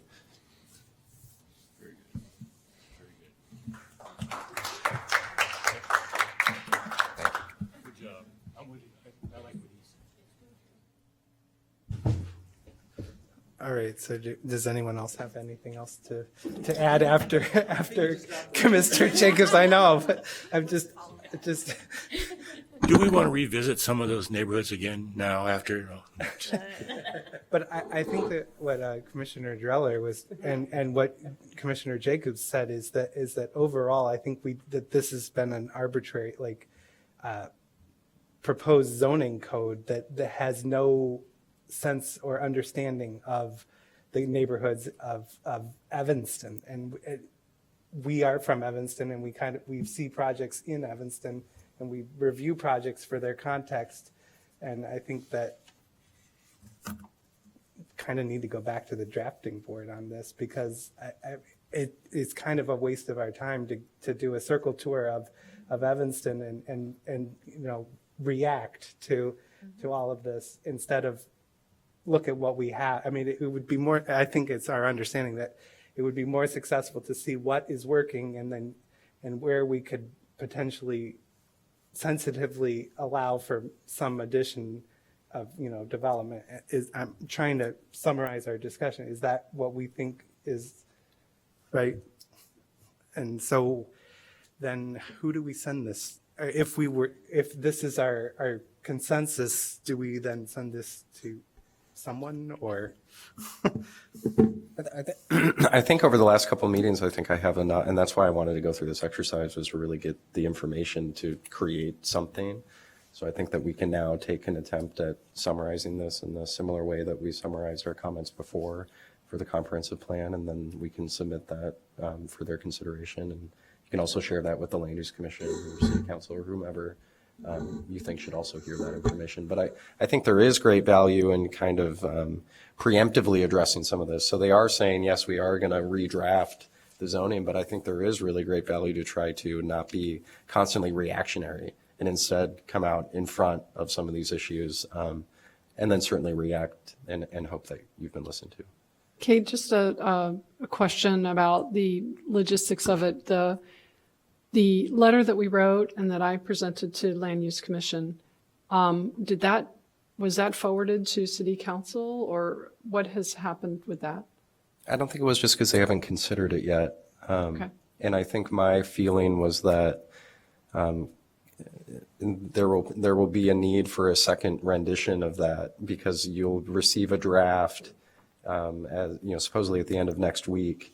And I think that we should review that and understand if we feel like the comments were addressed or if they weren't. And I think that you will then supplement that letter.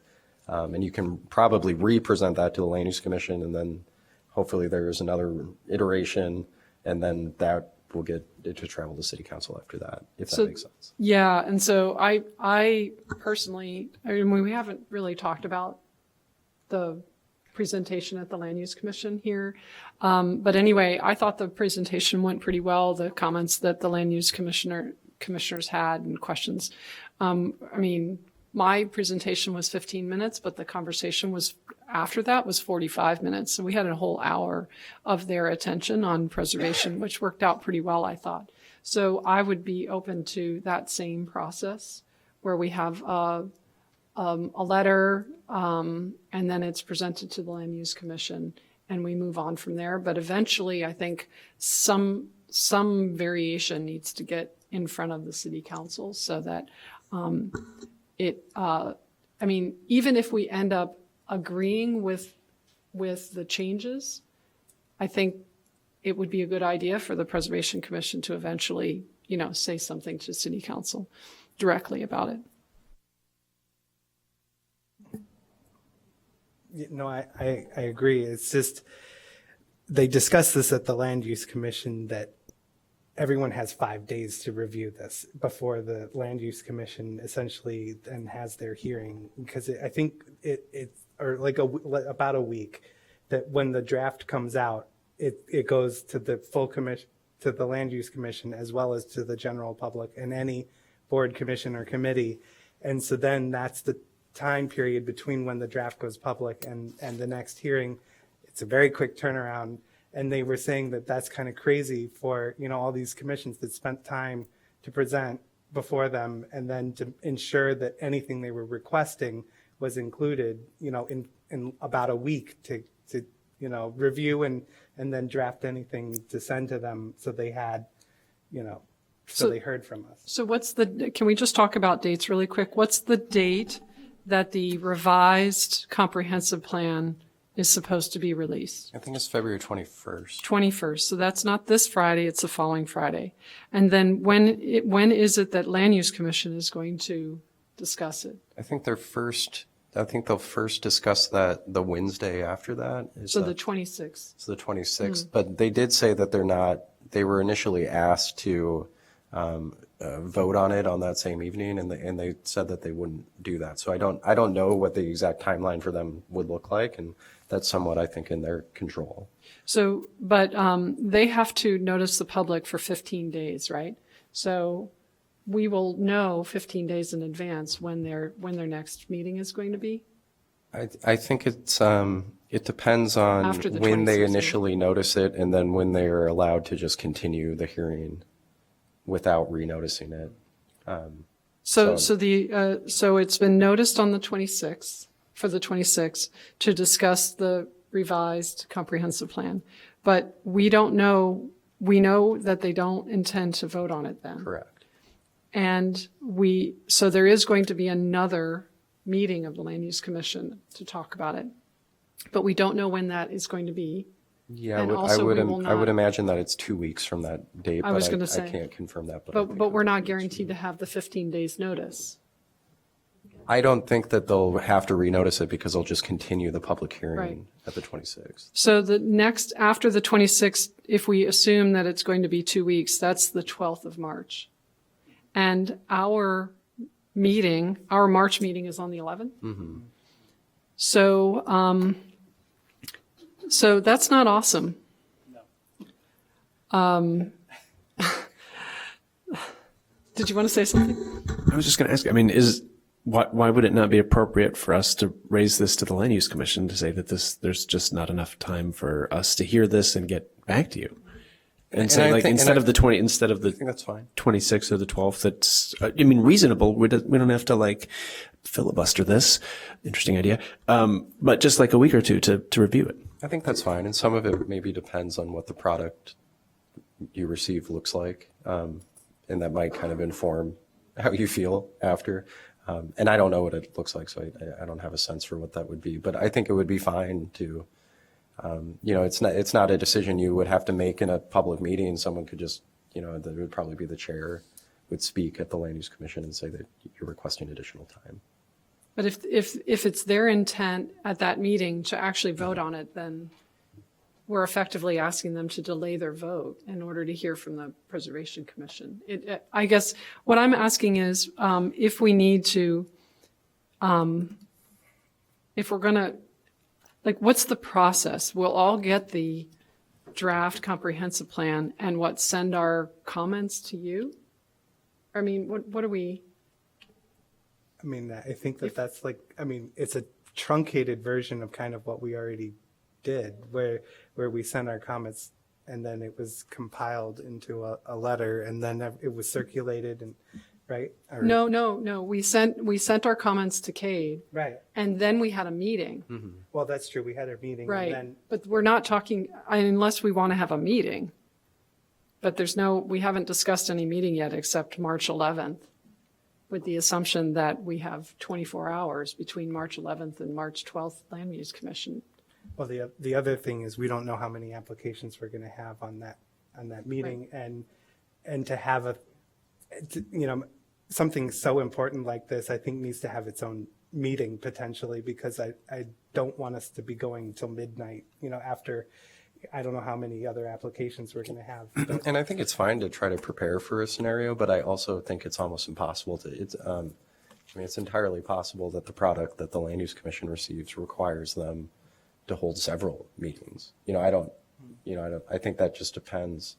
I think it's just completely up in the air, and they are not going to commit to something because they don't know what that product looks like and how they'll react to it.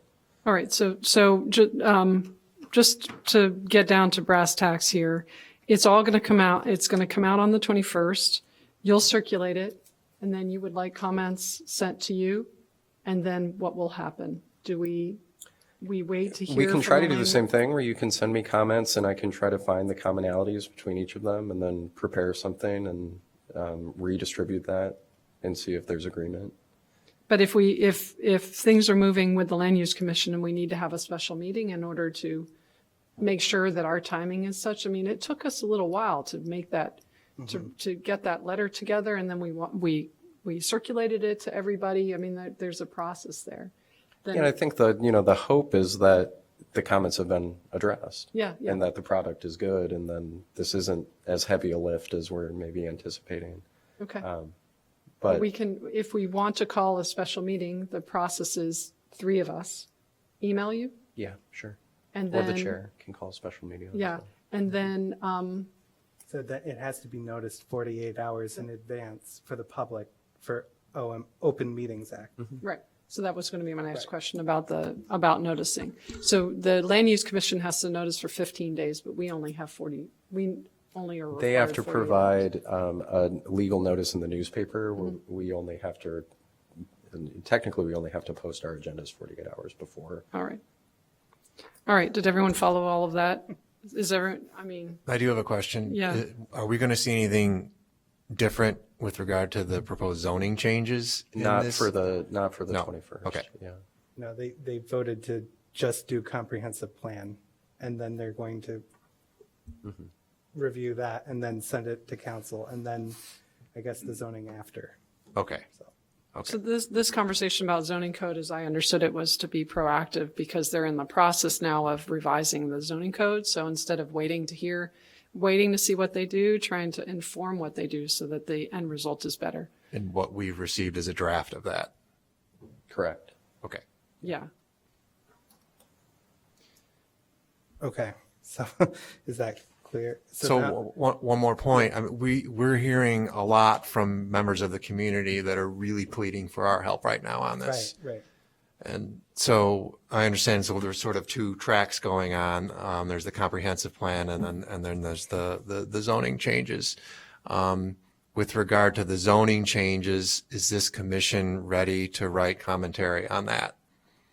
Okay. I think that after our discussion tonight, yes. Yeah, I think that's where I was saying that I would try to do the same process before where I consolidate Okay. what I've heard Okay. and then distribute that. Okay, great. And that is, and that process is not subject to the tight time frame in March Correct. that we were just Yeah, discussing. Okay, correct. thank you. Yep. Yes. And then I wrote down February 18th meeting.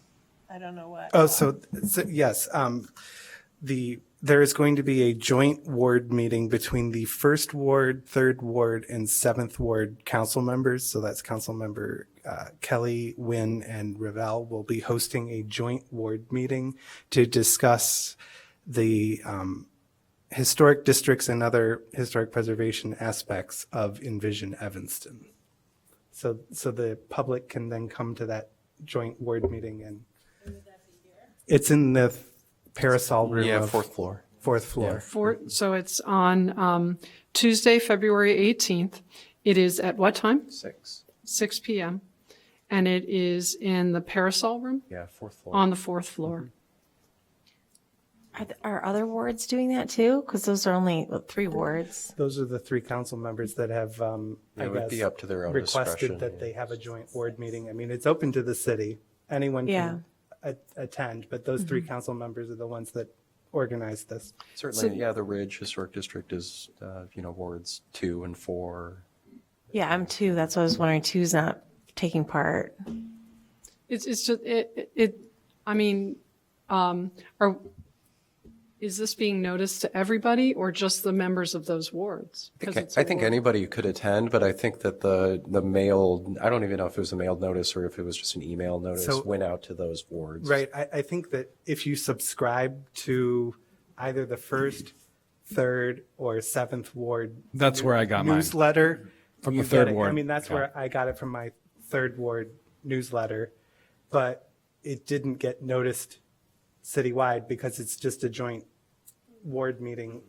Yes, it's an important discussion, but I don't know that it's, yeah. Well, we happen to have people from those wards on this commission, but if some elected officials are holding a public meeting about preservation, Well, right. It would be nice for the Preservation Commission to be invited or whatever for Or that. would Or they just submit informed. data? Yeah, wouldn't they submit some kind of informational thing to us? I mean, if they're I going to don't- collect the information and it involves preservation, they're just not going to keep it. I mean, but Well, you're certainly more than welcome to attend. You don't have to live in one of those wards to attend the meeting. And since you're not conducting, commission business, you don't have to worry about conflicts. so they're collecting information about preservation in historic districts that will somehow influence the 2045. And no, it's mostly, this is an informational, so it's like a question and answer session. It's that these council members feel like there are significant questions about the relationship of that document and its impact on historic districts and historic resources. And so they're asking to have the opportunity for those residents to ask questions and receive answers. But who's going to answer Well, those answer them. questions? I'm going to answer those questions. Okay, you're going to be there. Okay, that's better. I mean, I would assume that there Leave would it have been at some that. connection between I mean, these so two. Yeah. we can, as a commission, fully, endorse this event and encourage citywide participation in this event with, so that anyone. I don't think we understood Can- that staff was going to be there. no, this is the first time that we. That's what we needed to hear. So Okay. we're Yeah, very so happy that's to hear fine. that. Bury the lead. Maybe I just haven't been paying attention closely enough and keeping track of what and how this decision-making process is to proceed. But I'm wondering what actual impact any recommendations we make is going to have, and then on who it's going to have that impact. I mean, I still haven't gotten over a couple of years ago being part of the commission and arguing for the landmarking of the Hurd Street Church, having the city council, who has the final say on designating Evanston landmarks, listen to a lawyer presenting an economic hardship for the owner of that property, and they summarily denied the recommendation for landmarking.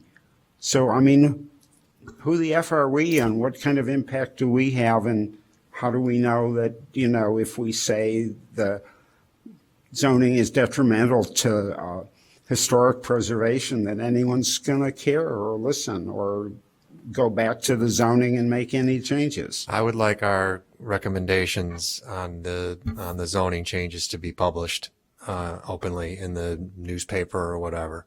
So I want to, so I agree with you, Stuart, to a certain extent that, we don't have any guarantees that anyone's going to listen to us. However, I would encourage you to please go back and watch the Land Use Commission discussion at my presentation of our stuff and the land use discussion, because it was very heartening. There were a couple of you that were there if you wanted to speak up. I mean, but from my point of view, standing at the podium, talking to them, was here in this room, talking to them and answering their questions. They had good questions and they seemed to be really genuinely interested. And the Land Use Commission is the one that is the first line of defense, actually.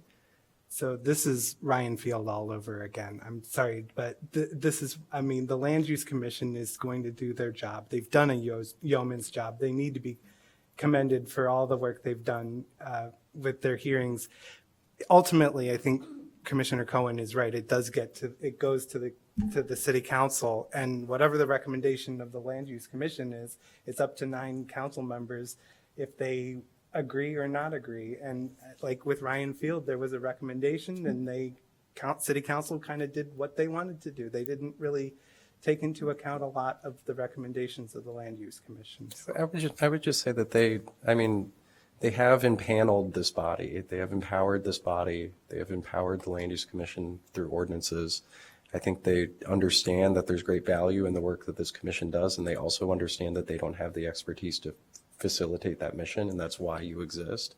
So I think that they do look at you for your technical expertise. There are certainly moments where their wise legislative judgment does not match with our opinions, and that happens. But I don't want anyone to feel like you shouldn't try your hardest to vocalize your opinions as technical experts, because that's really why this body exists. And there are many communities where this body doesn't exist and that voice doesn't exist, but we do have that opportunity. I would like to also endorse John's suggestion. I would be totally happy to pitch in on an open letter. It's and just write a letter to the to Evanston Roundtable or Evanston Now or both of them from us. Just put it out there. I think we already have an open letter in the form of what John read, and I would be happy to endorse that and have it sent on.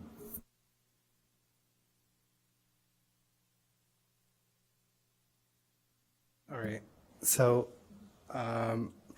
we did hear from 2 commissioners, and I'm the 3rd commissioner on, at the last city council meeting last night. The potential of the future of the Civic Center came up. So oh, sorry. Did you hear what I said? Okay. Last night, the city council discussed the future of this building, the Civic Center, and 2 commissioners, and I guess I'm the 3rd now, have voiced concern with that. They have voiced a fast track of what to do with this building. It's now really speeding up. And so 2 commissioners have reached out to me about this. And so Commissioner Dreller, do you want to speak to this issue? So I was one of the people that wrote to Carl and Kate earlier today about this because it seems to have picked up speed, this discussion about what's going to happen at Civic Center with this building. And so my question was really whether, tonight is not the night to have a conversation about this. That's not what I was proposing, but I was asking if we needed to feel a little bit more urgency about openly discussing our feelings about Civic Center. There is this RFP that was put out, and so I guess I'm under the impression that those things are being reviewed right now. But I felt like the meeting that we had about the comprehensive plan to get ahead of that conversation really served us well. The discussions we're having about zoning code now to get ahead of that, I predict are going to serve us well. So if we want to have some say about, in the early stages of the planning for what happens to this building, because it seems like it's not going to be Civic Center anymore, like ever, we might need to discuss it. And I don't know whether that gets added to the March meeting or we have a special meeting, but that was I just was reacting to what happened last night at City Council. It seems to be picking up speed. I don't know if I'm the only one who felt that way. Or not. No, that's what all the media accounts that I read were. I mean, Jonathan Newsma was basically like, yeah, this is happening. We're, I think it needs to be on the next meeting agenda. Absolutely. Rather than a special meeting?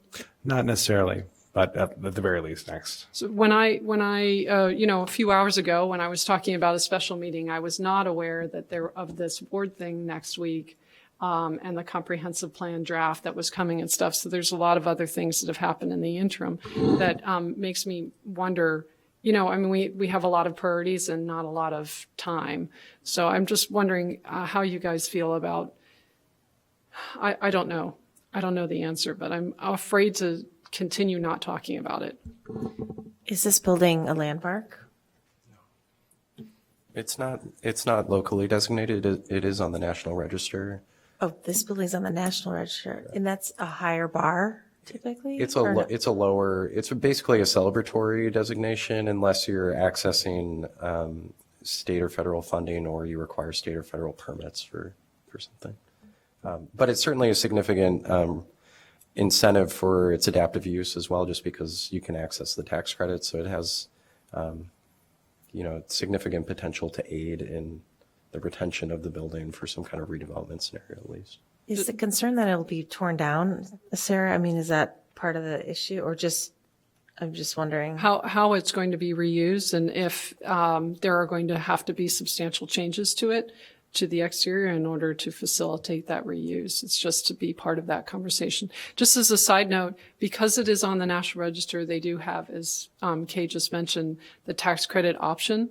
And often, in my professional experience, that listing has to be folded in to the project, like the cost and time that's involved in listing it has to be folded into the project. Whereas, and so there's extra as part of a project of wanting to do something with a building that isn't listed yet. But this one is listed, so it has like that option already.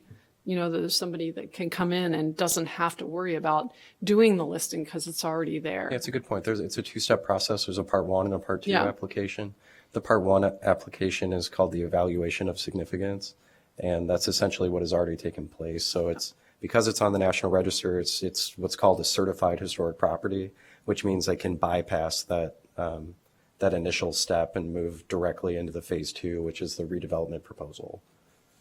Do we review, so that's assuming they do some adaptive reuse, our commission won't see it at the moment because it's not Evanston landmark? If it's not a local landmark, that is correct. We will not see any. So, I mean, could we push, or not push, just ask the city? I mean, the city obviously believes in the character. I mean, having them, I don't know who them is, but the city council approve that this becomes a landmark building, and then in turn, we can review the plans. This commission could have input as to what happens, not just, I'm not sure who else.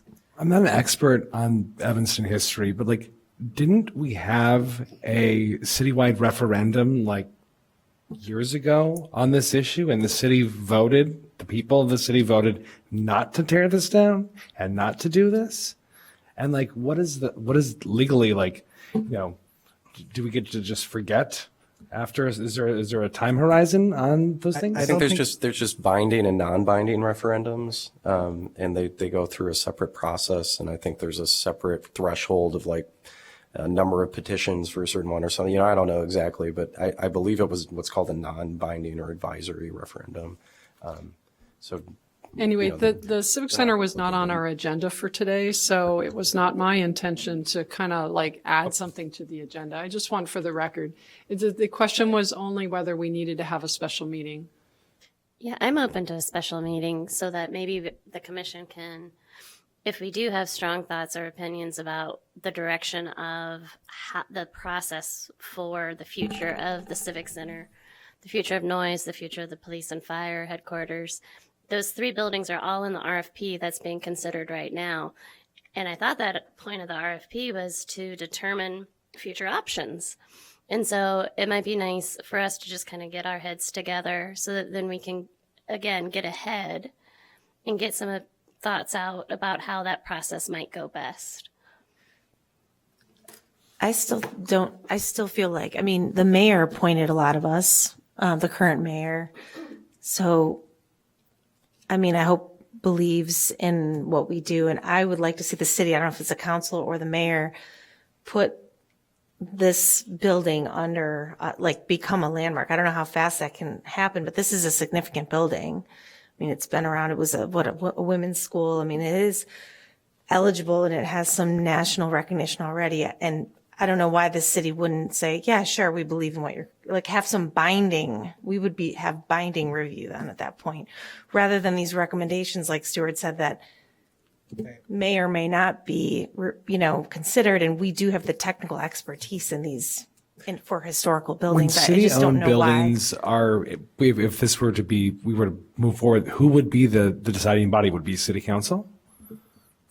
For city-owned buildings that are landmarks that require permits for what they're doing and require a certificate of appropriateness, the commission is the determining body for that certificate of appropriateness. The city council is the city of Evanston is the applicant. They could appeal the decision. The city, and these are like splitting hairs between branches of government, the city could appeal the decision to the city council, which is what happened with the Harley Clark decision.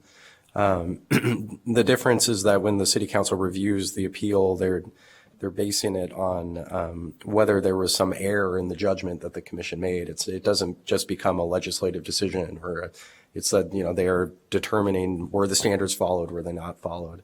In the case of Arlie Clark, they determined that there was no error in judgment that the commission made, and so they, I don't even think they heard the appeal. So that's kind of the process.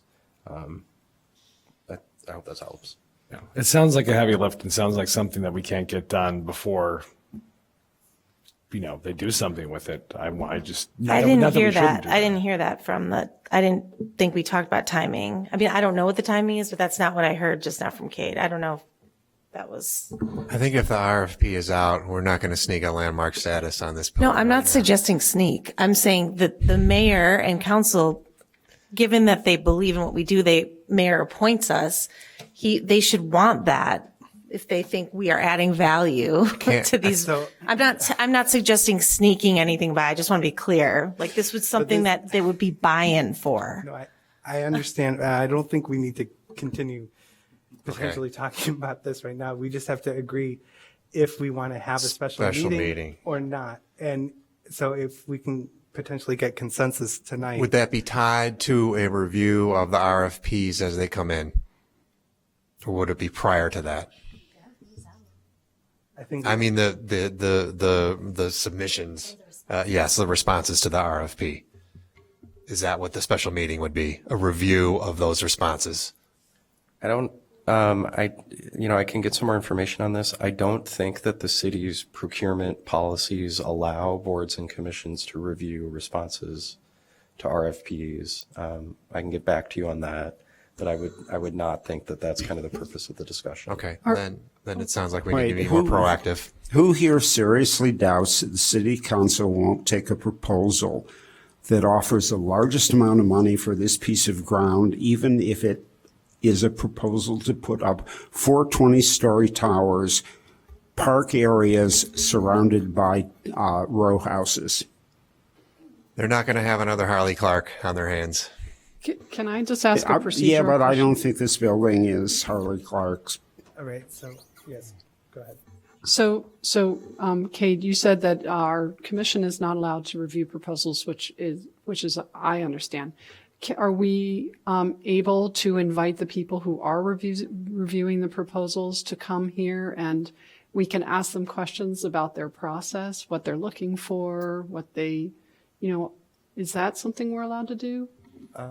We can offer our expertise. I don't know the answer off the top of my head. I would think that you can certainly have that dialogue, just like to Amanda's point. I'm sure that, if the commission felt that it was important to engage the city manager and make a case for landmarking the building and try to get their agreement to that, those are certainly things that this body's empowered to do. I mean, does that sound like a good use of our time? We also have the draft comprehensive plan coming. I don't know. Which I didn't know about until now. This is a nice building. If you think about the footprint, it would make a really nice apartment house. It could even be affordable housing. The problem is that somebody can take it down and put up the same number of units that this building would could be planned with for probably less money. Does everyone know what the RFP is that we're talking about? I also think that I don't want to continue the discussion too much, just because I think we need to allow it's time to something go like this home, to be on the guys. agenda and allow the public to. Yeah, it was only to see if we wanted to have a special meeting or if you want to wait until. So could we? I mean, we can't take a vote because it's not on the agenda, but we could do a straw poll. So if if people just said yes, or no to a. You can always email me too. Or you could. If you. So I would agree to that or not, and then I can propose some dates and we can do a poll. I mean, I'm okay if we just go ahead and email you, and then because it wasn't on the agenda, so I don't want to make a big deal about it. Just.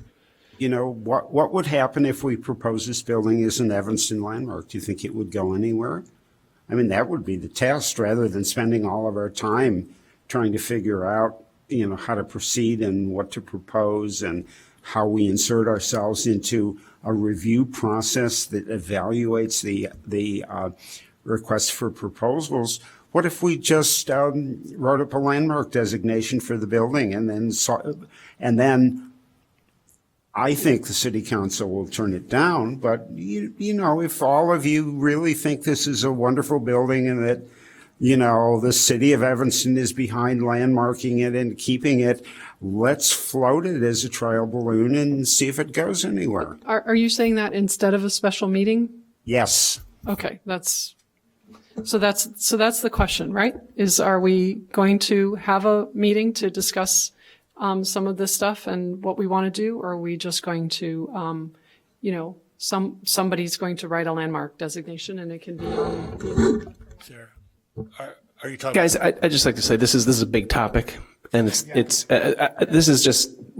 I think we should agree that it's important. It's generated a lot of conversation. Let's talk about it next time. And I agree completely with former Chair Dreller. Sorry, Carl, force of habit. That it's what we do. A lot of people are going to be paying attention to this. So let's get in front of it. And I don't know if that means let's just figure it out between now and the next meeting, if it's a special meeting. But I agree that the fact that we're talking about it means we need to take it seriously. We just gotta. No, I completely agree. So I think that we just need to email Cade with your thoughts about it, and we need to let the public know with a duly noticed agenda, an item on the agenda at whatever meeting, a special meeting or our next March meeting. So I just want to say, I think it's not either or. We could do, I'm for a special meeting, but I think if the expediency is important, like speed, if we think RFPs are coming, I don't know why we couldn't also like parallel path and have it, propose it as a landmark. I don't think most people are opposed to Evanston landmarks in general, but that would be my preference, parallel path. I wouldn't choose one or the other. We can do both. I think there's still more to talk about with this too. all right. I think with that, we've had sufficient discussion about that, and we'll consider this meeting adjourned then.